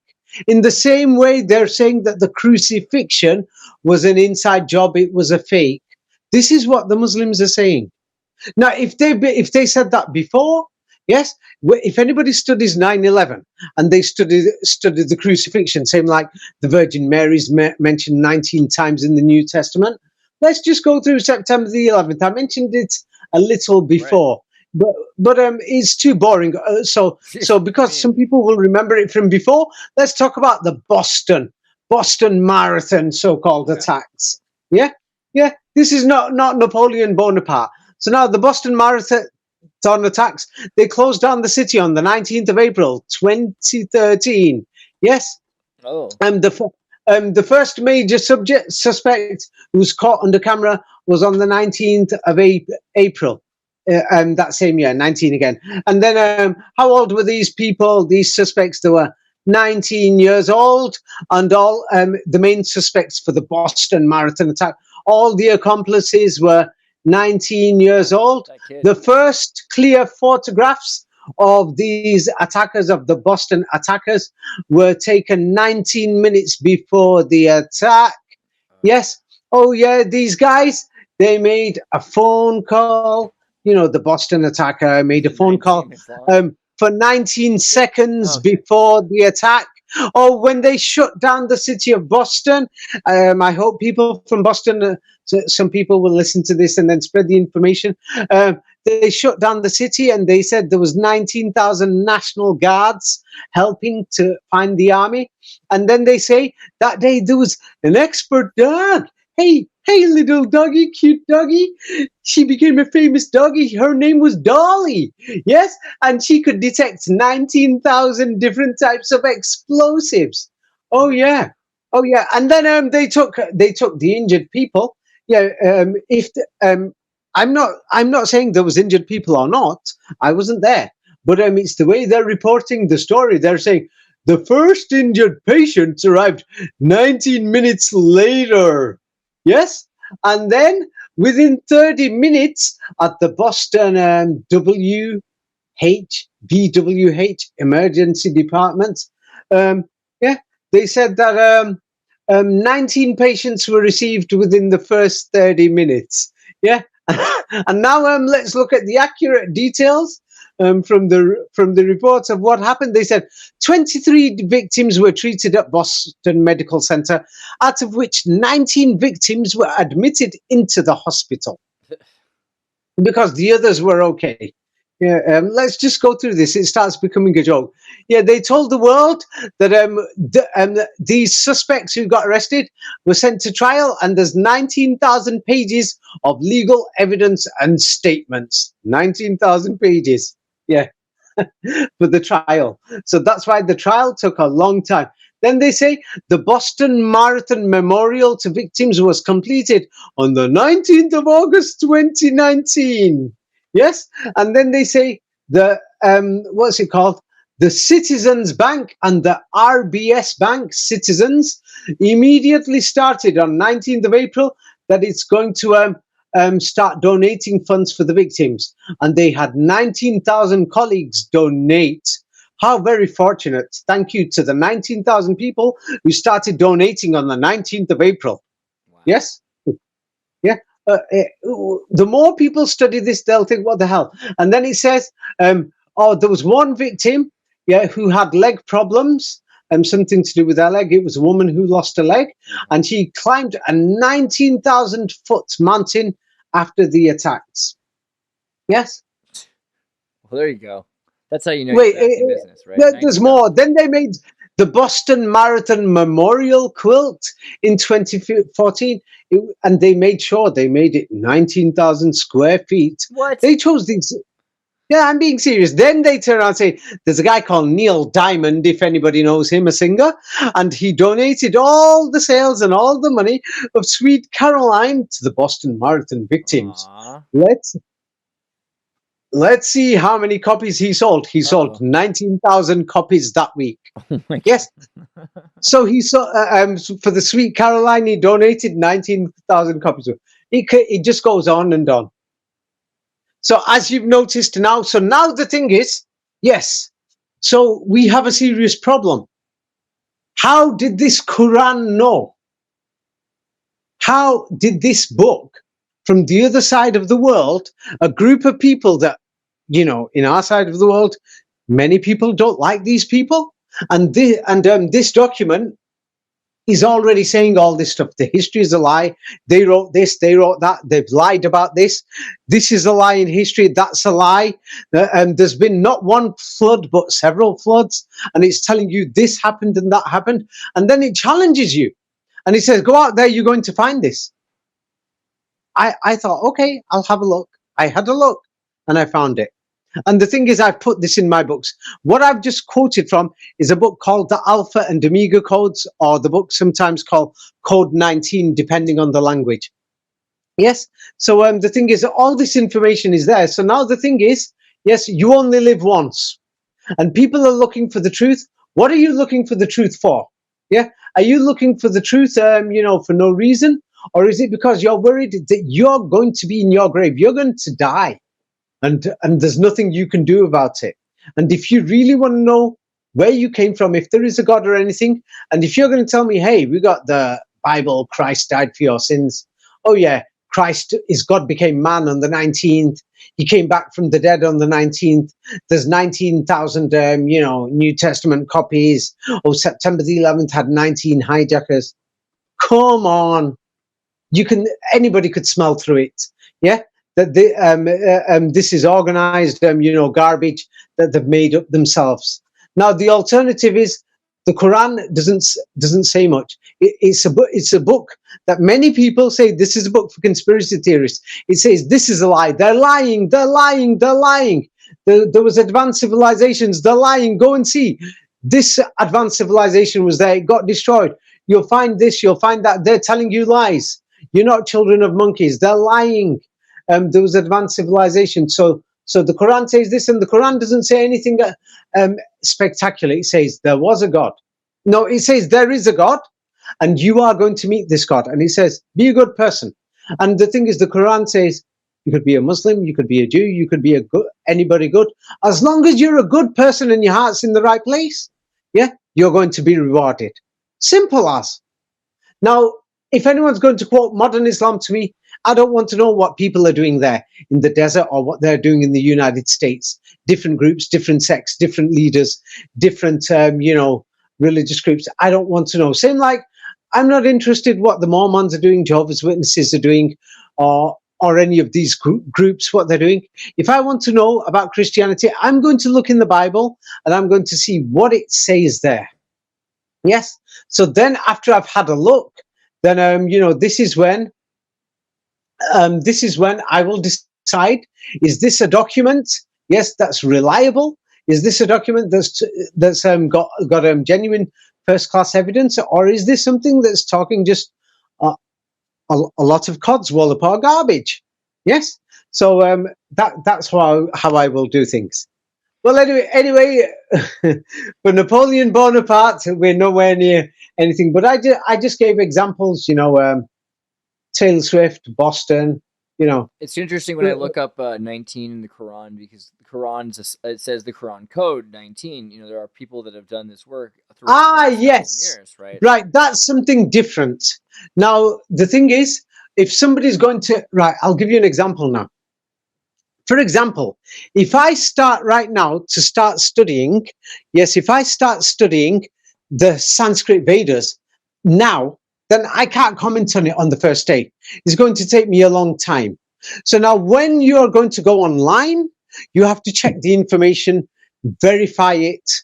Yeah, same like when I started studying the Sanskrit documents, I made many Indian friends. I went out there to India and things like this. When I started studying Chinese history, I went to China. I had a look at many documents. Yes, so now if you're going to go online, yes, I've seen many of those things online.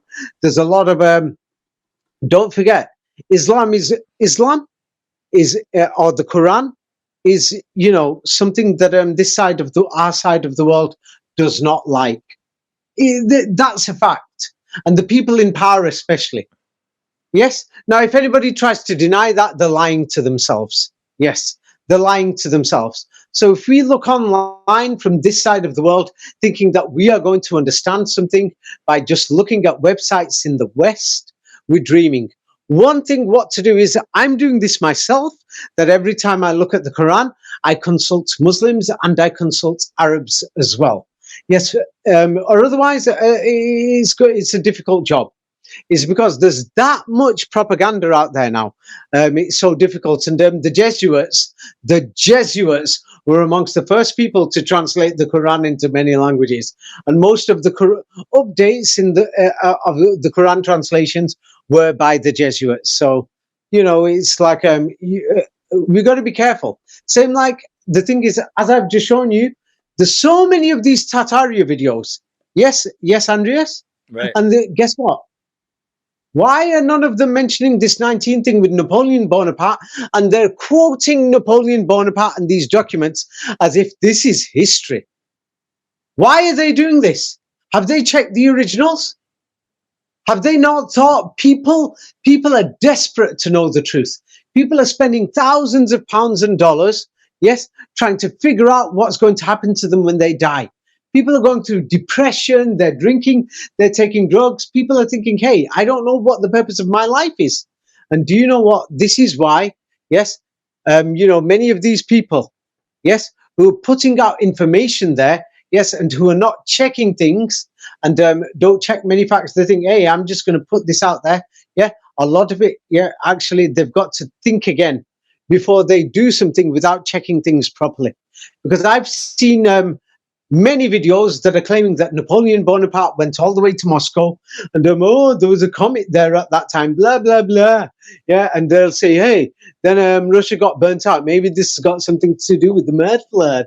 Yeah, and you'll see many of this quite often. Now, because we mentioned Moscow and Russia, I'll go to halfway through the book because, there will be many people who believe these things. Yeah. So, and the thing is, many people are desperate. Now, let's have a look. Moscow city was burnt, according to historians, when Napoleon Bonaparte arrived, and the fire was finished by 19th of September, 1812. Yeah, when Napoleon went to the Kremlin, yes, at that time, they say there was 19 towers, but other historians say there wasn't, there's 20. But the 20th tower is not part of the walls. So the Moscow Kremlin walls has got 19 towers. Whoever put them there. Oh, yes, the Moscow Kremlin wall reaches a height of up to 19 meters. Yes, the Napoleon, yes, realizing that Moscow's burnt and nothing to do, he begins his famous retreat of Moscow on the 19th of October. He just goes on and on. Yes, he goes on and on. You gotta believe all these paintings, right? The paintings are telling you all. You can see there are at least 19 stories to that Moscow tower in the painting. Well, about the paintings, I will give you a very simple answer. When you look at the paintings of George Washington and you'll see a short man who's overweight or a very tall man with a small head, then you'll know, hey, there's a forgery here. So now in the Napoleon paintings, yes, we can see that, people who claim that they met him or he was famous at the time, and they say thousands of people met him, but the paintings all show somebody different. Yeah. And when you said you said before that the thing is they spoke French. Yes. So now the nobility, yes, were speaking French in Europe even before the French people spoke French. So where did the French language come from? A lot of evidence shows in Leo Tolstoy and other books. He wrote Anna Karenina and War and Peace and other things. Yes. And the thing is, a lot of his books show that the upper class and other people are actually speaking French. Yes. This is known. Yes. So now we have a problem. Yes. When was Russia actually invaded? Because they say that Napoleon Bonaparte lost the invasion against Russia. But then everybody in Russia, the upper class, the top 5%, was speaking French. And the Russians couldn't even speak Russian properly. And then there is another thing. My book shows it. The Russian army, yes, all the way up to World War I, a large percentage of their soldiers had Arabic writing on their swords. Right. Yes, in fact, in the Kremlin Museum, Professor Anatoly Fomenko shows almost everything, even the king's crowns and everything, is in Arabic. So this history is it's very suspicious. So the thing is very suspicious. But anyway, getting back to the point, people are genuinely worried. Now, I wrote my books because people want to know the truth. Now, what I've done, I've made the truth simple. I point out the 19 so that everybody can see, hey, this is a mathematical scam. This is impossible. Now, the moment people know that this is an impossible, and they'll know this is not natural. This is impossible, and this is planned and organized, and a lot of this is fake, people will see. Then I show people the alternative, and I show people where I found this information from. I don't hide it. Yes, now if I want to keep my own reputation, yes, because I know that people have a negative impression of Islam and the Quran because the society we live in has shown that it is the enemy, I can think of myself and my own reputation, yes, and just make up a story and say, I'm a genius. I'm David Ewing Jr. Same like J.R. Ewing from Texas. I can tell the world and say, I'm a genius. I'm a great mathematician. I noticed all the 19s myself. I'm taking all the credit for myself. I can be a liar. Now, if people want me to be a liar, okay, I'll be a liar.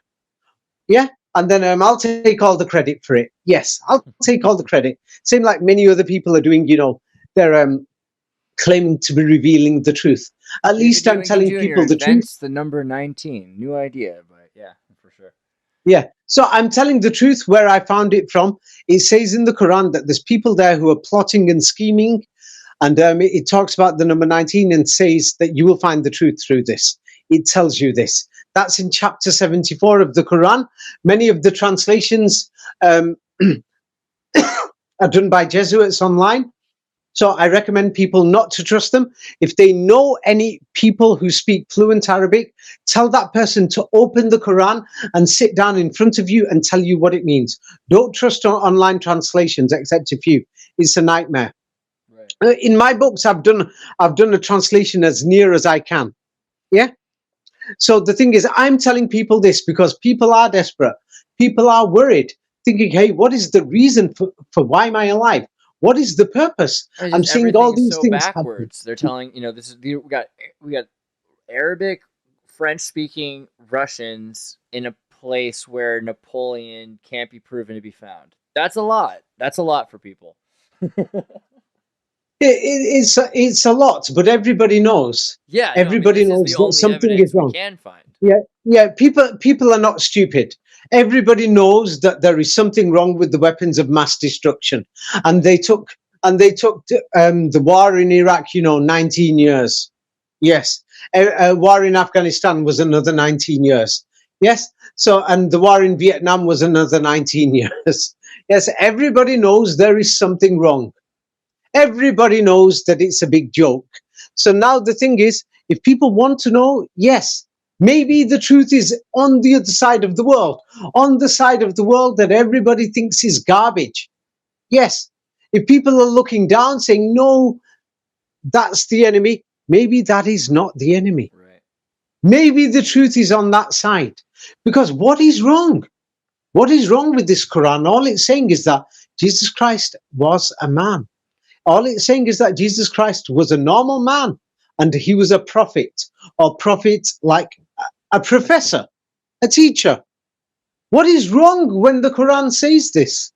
That it's saying he wasn't Superman. That it's saying that, he wasn't God who came back from the dead.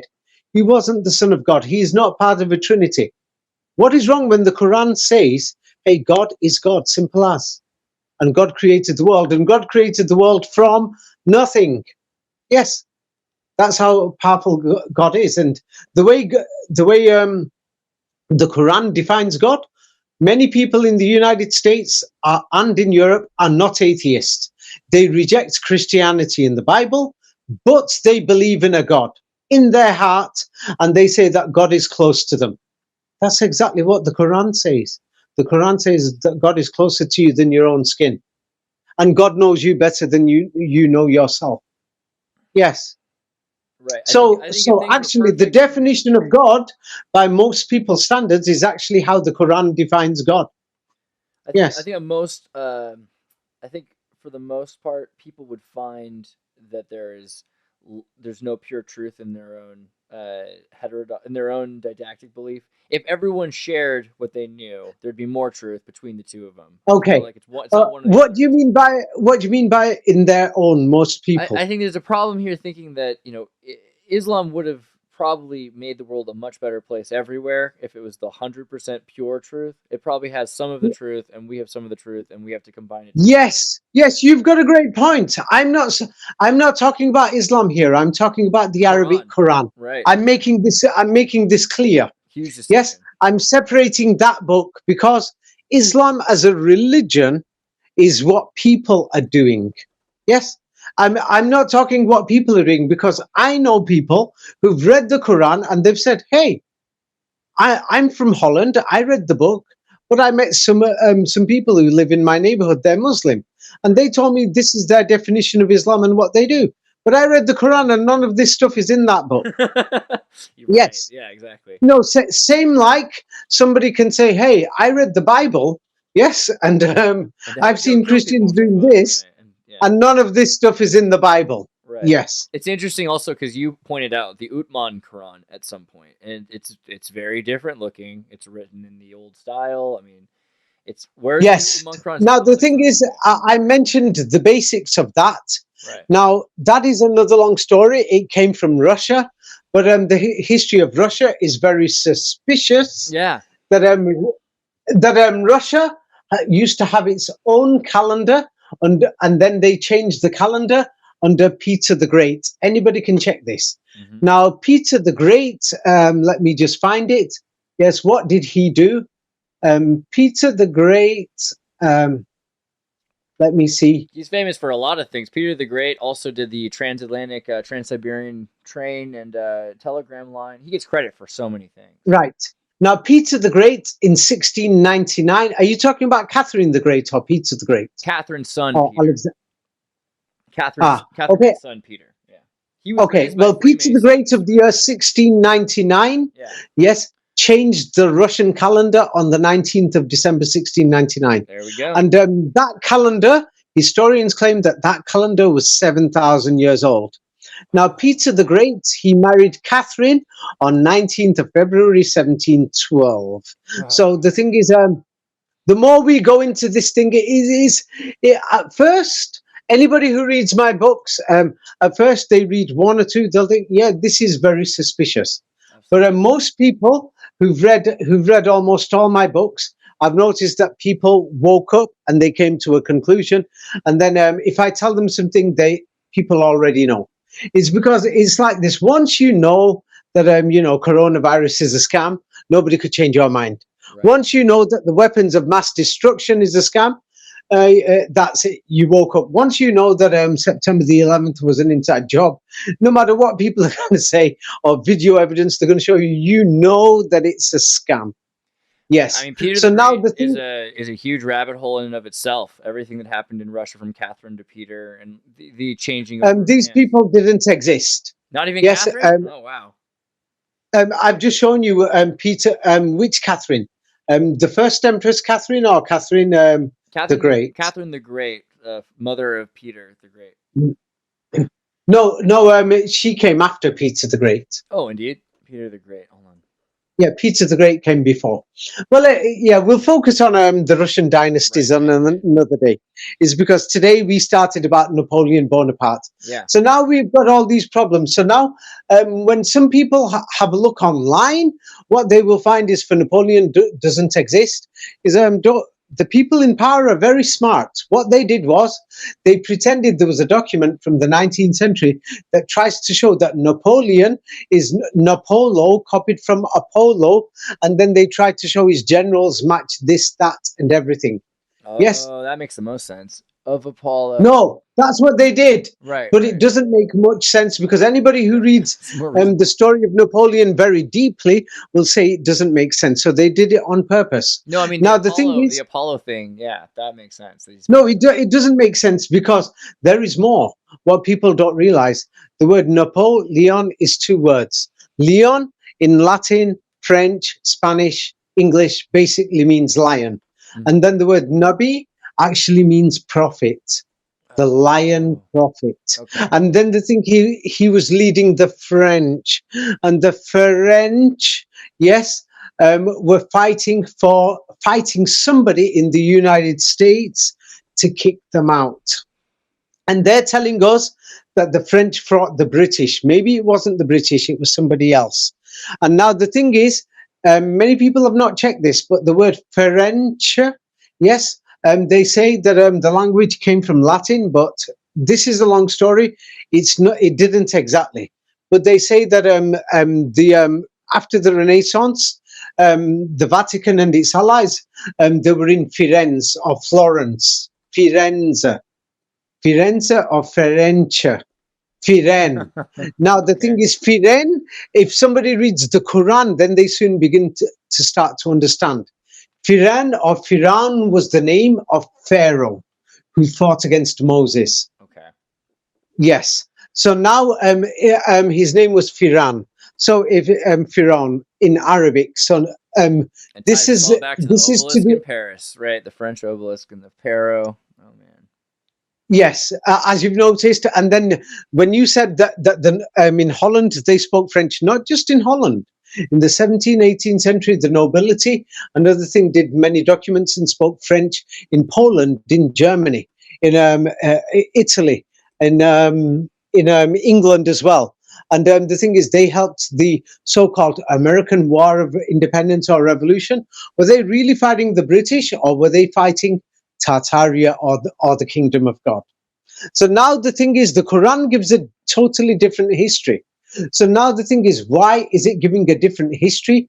And on the other side of the world, these people, these Muslims, are just not going to accept any other history apart from what's in that book. Apart from the ones who went to school in England, France, Germany, America, Canada, Japan, Taiwan, South Korea, they've been brainwashed with the history that we're taught. Now that history, that anybody who examines it will think, hey, there's something wrong with this history. It doesn't make sense. Let's see, at a time when there's no roads, no nothing, and the grass is very big, they didn't have grass cutters, and Napoleon Bonaparte is marching with thousands and thousands, hundreds of thousands of men, marching all the way all around Europe. Let's see if they could do that, yeah? And he's carrying heavy guns and everything, and he's got to take it, to feed the soldiers, you need all hundreds of thousands of animals and everything, and they're marching around having glorious battles. It's just a lot of garbage. It's just a lot of garbage. Nobody has seriously thought to imagine. You know, Andreas, I don't know where you are, but if you're in Chicago, let's see you dare to walk to New York from Chicago. Right? Now. I mean, I don't know what's worse, now or then. Pretty sure, but yeah. But I'm not talking about just you. I want you to see if you can get 100,000 people to walk along the way, or are they going to start deserting you? Gosh. People are going to start deserting, and they're telling us Napoleon Bonaparte, and he took all these soldiers. They knew what they were doing, and these generals could command these armies, but these people didn't even speak French.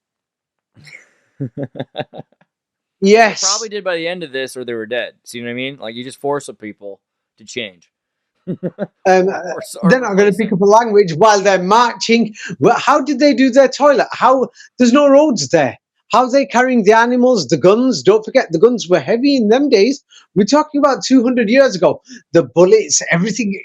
The stories just doesn't make sense. You gotta dig a hole. It's garbage. Everybody knows it. It's garbage. And then they're telling us the American Civil War and the American War of Independence was very similar. It's the same garbage. It's just ridiculous. These stories are just ridiculous that nobody has thought seriously for a minute. If anyone goes through this, American War of Independence, let's see if I've got something ready. I mentioned Napoleon. Now the thing is, if I mention America, Now, the thing is, these are all in my books, and I recommend people for the Matrix or Code 19 or Alpha and Omega codes, because people are going to be asking about and people are really going to be worried about this. So now let me send you a few things, and about the American War of Independence, and then you'll soon know it's just a joke. The Battle of Gettysburg. You've heard of that, yes? Oh yeah, I remember. Good time. Yeah, The craziest story, because Americans are told that people used to just go sit in the grass and watch people do battle. It was like okay. Don't worry.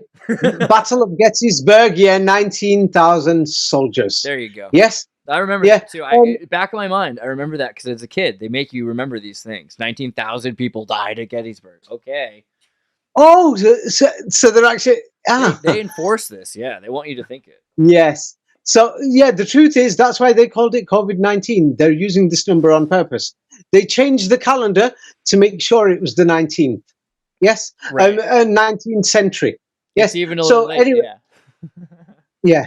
So now let me go through. There's the Battle of Long Island, or known as the Battle of Brooklyn. Yes, and George Washington, he goes to that battle. He marches there with 19,000 soldiers. The Battle of Long Island or the Battle of Brooklyn. When he reaches New York, he's got 19,000 soldiers. George Washington.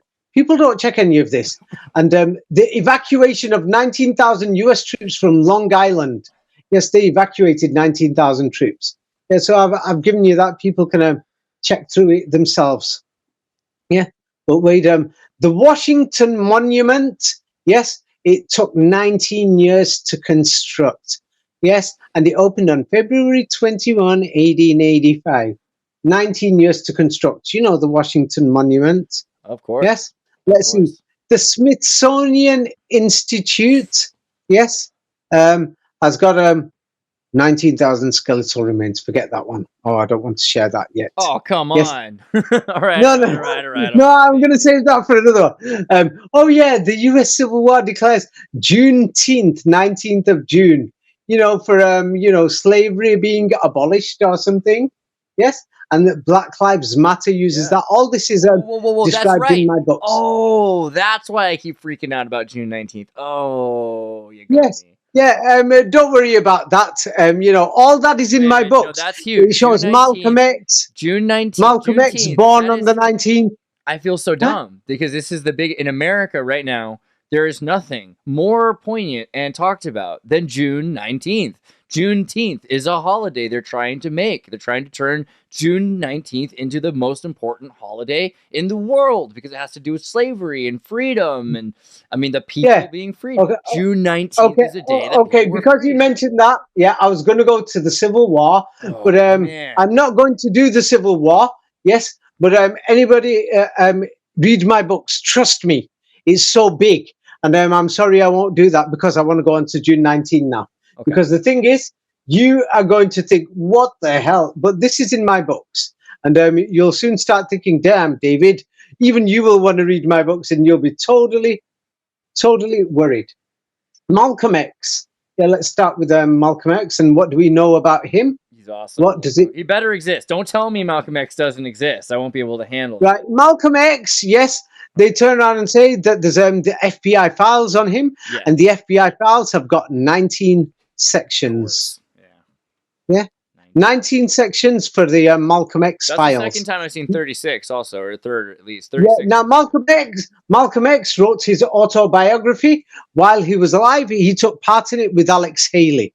That's the main autobiography. But because the guy got killed, they had to stop the autobiography at chapter 19, unfortunately.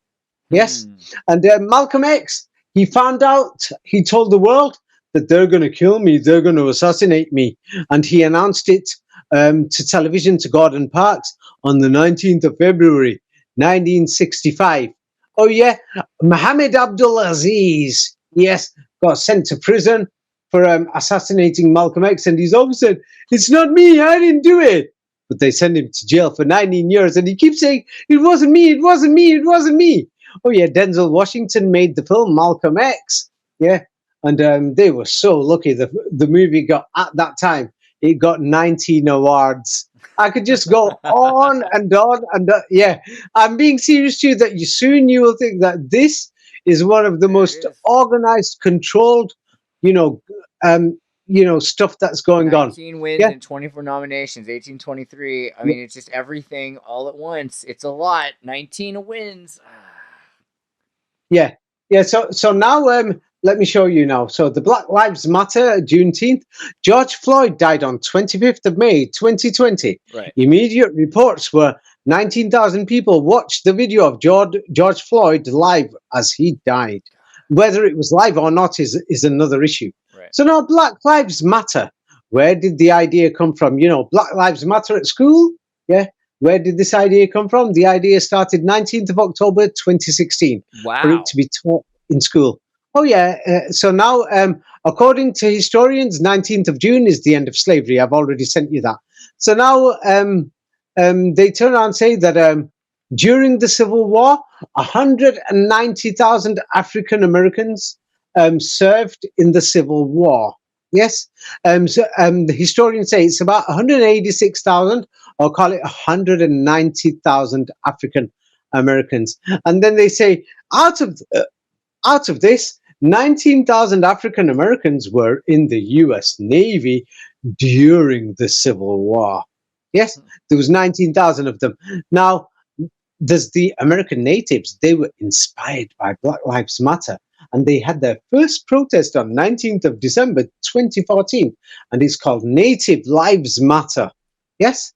And when the George Floyd protests happened in June 2020, at the height of the protests, 19 people died during the first 14 days of protest, or the 2 weeks of the major protest, 19 people died. Yes? And what do you call it? Yeah, at that time, the DEA, Detectives Endowment Association, the president, he was so angry and he said, we're going to take legal charges against these violent protesters. Yes, because we're so angry what they're doing with the 19,000 detectives at the DEA. Oh, man, and Lakota attorney Chase Iron Eyes, who is the father of the Iron Eyes girl with Ezra Miller. This is, okay, sorry, keep going. Yeah. So now they turn around and say, in Seattle at that time, they created a police-free zone. That was famous for a few days around the world. Yeah. And they turn around and say that people were so angry because of police brutality. Yes. So, during this so-called Seattle police-free zone, right, at that time, people were so angry, they made 19,000 reports against the police force of the city of Seattle. Are you beginning to see? Yeah. Oh, so now we've got the George Floyd Memorial Fund. It raised $10 million in the first week. And how many people donated in the first week? 190,000. That's 190,000 people. Yes. And then they turn around and say, everyone's so angry because there's a new tweet and it's about George Floyd and it's called Floyd 19, the tweet. Yeah. You remember that? Dude, totally. Yeah, many people are not. And then they said, side of 19.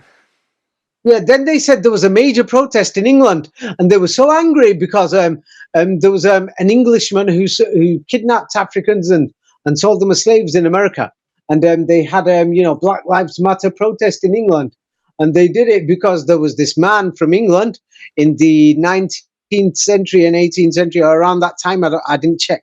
But his name is Edward Colston.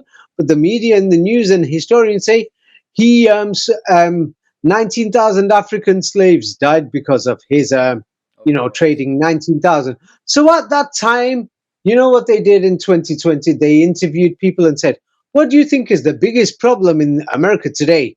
And 19% of Americans who were interviewed said it's racism. Of course. Yeah. 19%. So now let's have a look. And they were saying the protests of 2020 are violent. And the media kept saying, why can't they be like Martin Luther King, having these peaceful protests like the sit-in protest?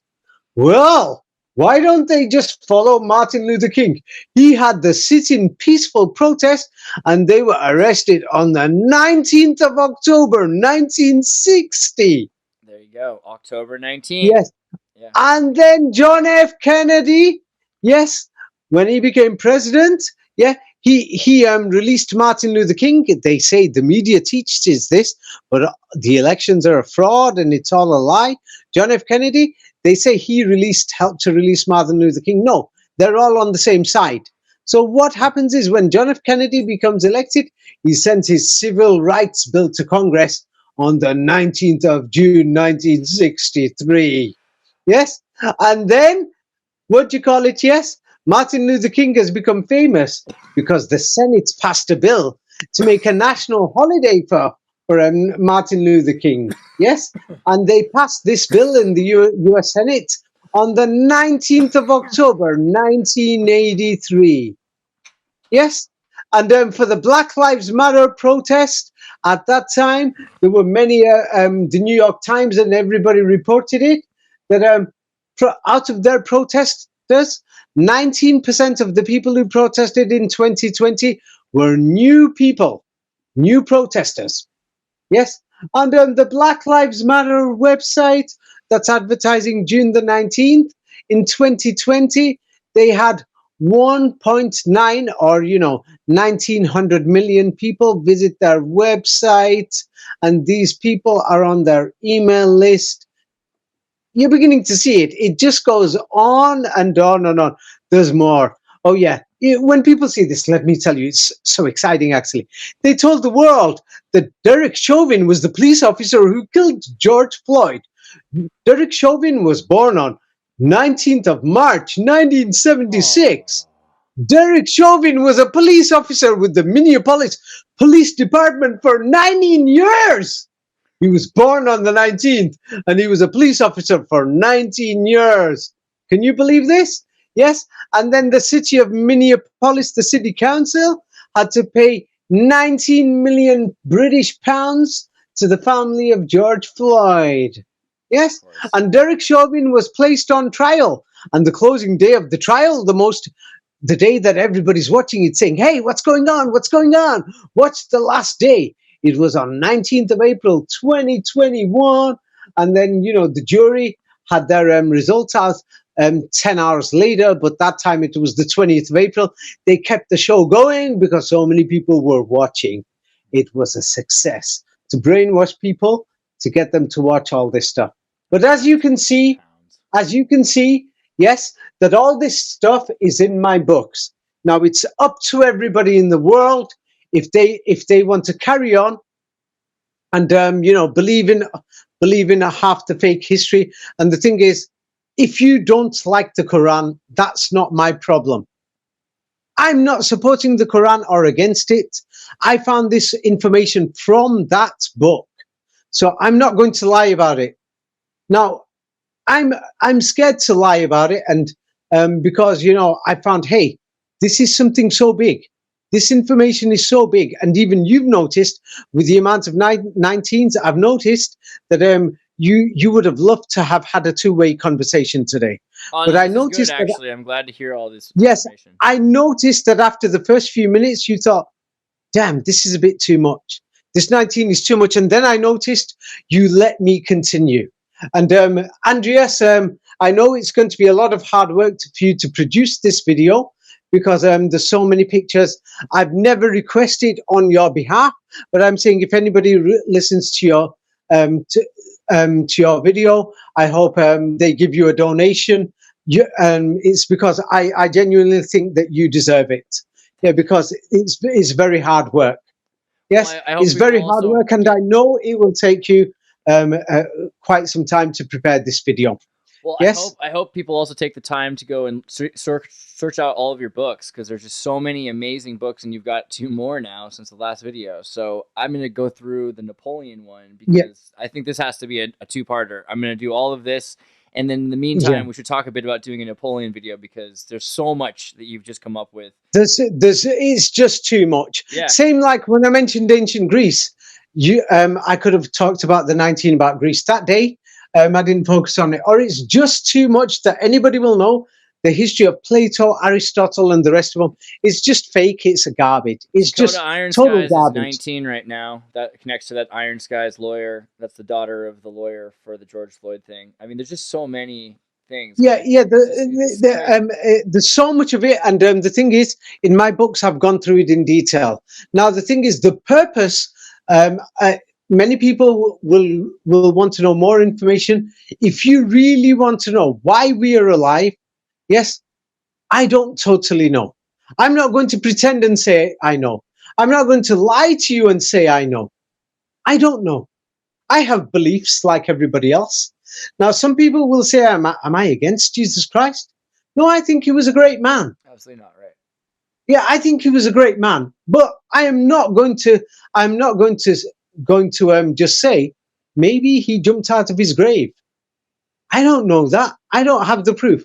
But what the evidence does show is that Christianity and the Vatican and all these other people in power have fabricated history, and they are using the number 19, and have found it with the lies within Christianity. Now, if somebody's going to ask me to accept that, how can I? Right. How can I? When the evidence is against it, I'm somebody that I look for evidence. I'm not somebody that is just going to sit there on a theory. Now, when I saw this number 19 thing, yes, and I'm seeing it in events that are happening today, that's when I know it's organized. When I see it in the media, that's when I know they're reporting something with a lie, and maybe there's something more, they're hiding something more. This is when I investigate. But why am I doing it? Because the Quran actually gives you this advice. It says, don't believe this, don't believe them, investigate this, don't accept this information. Oh, by the way, almost every religion in the world tells you to believe. The Quran doesn't do this. The Quran actually says don't accept information without investigating and checking it and verifying it yourself. Right. This is totally different from what I'd expect. Most religions are there. I've noticed they brainwash you. It actually tells you, check it. Don't believe something. Go and check something. You must investigate. And then it says, hey, if you see something in history, go and check. Look inside your cities, examine this, examine that. It actually tells you. Now, other religions say, hey, this happened, that happened. Historians say this, that happened, and they say, this is it. No, the Quran actually tells you to do something else. That the Quran makes people intelligent. This is why the people in power don't like that book. Because that book is going to tell you, hey, question, examine, analyze. And it actually tells you this. Now, many other religions don't say that, but people are going to say, oh, no, they said it in parables, in a sentence that's referring to. No, the Quran is simple as, and says, if any information comes from here or there, examine it. Don't accept it. If you know, let's say, if somebody's going to say, hey, that the United States government is a good government, they lied about weapons of mass destruction. They're lying about September the 11th. And do you know what a big joke is? They're saying Donald Trump released, I think it was 19,000 documents or 190 documents of John F. Kennedy's case files. Yeah, notice the 19 again. There's a Pruder video was, I think it was 19 seconds long or something, you know. Yeah, the thing is, they released the John F. Kennedy case files, you know, after the people from that generation were dead in Donald Trump's days. So are they trying to tell us that we should trust these people? Huh? That they're going to release the records of September the 11th in 50, 60 years' time, by the time they've tampered with everything and modified and changed everything? And they've invented the story themselves? Yes. So this is the thing. So now the Quran is a totally different book.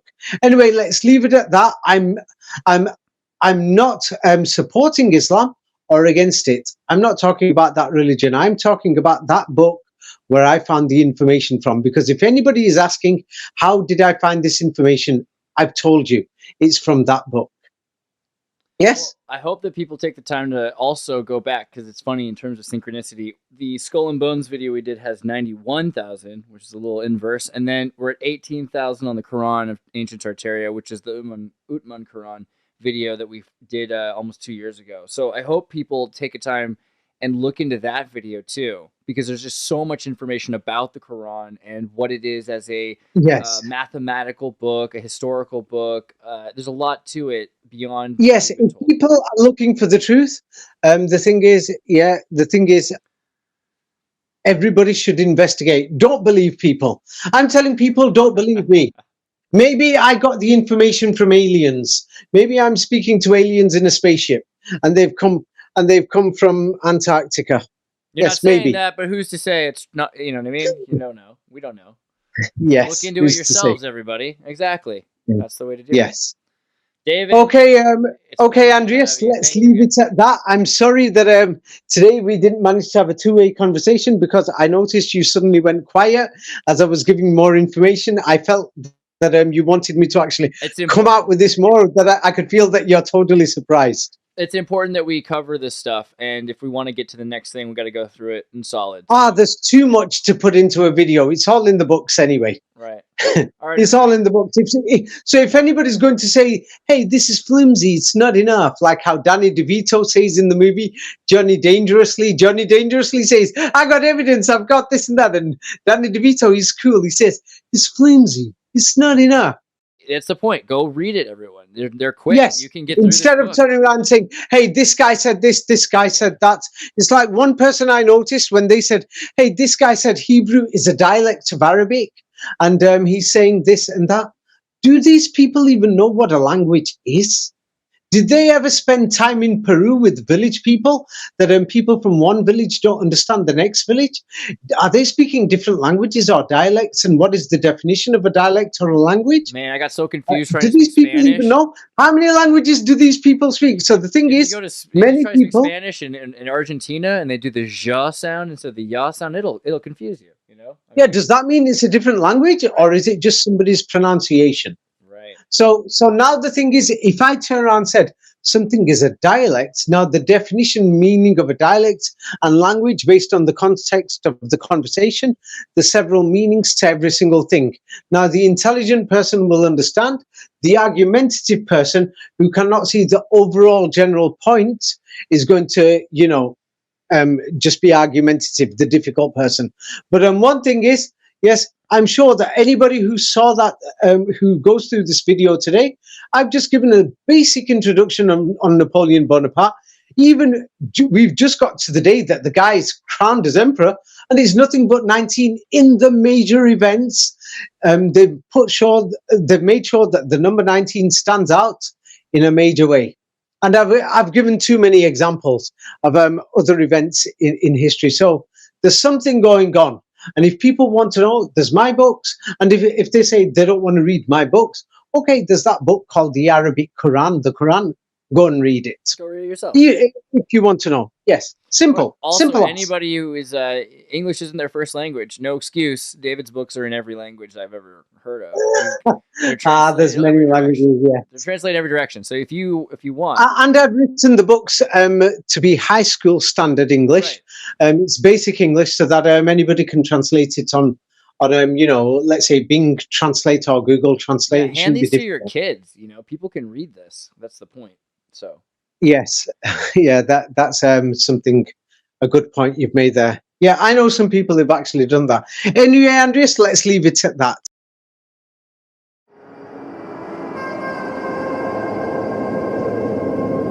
Hey, everybody, tune in to Recent Targaryens. Recent Targaryens.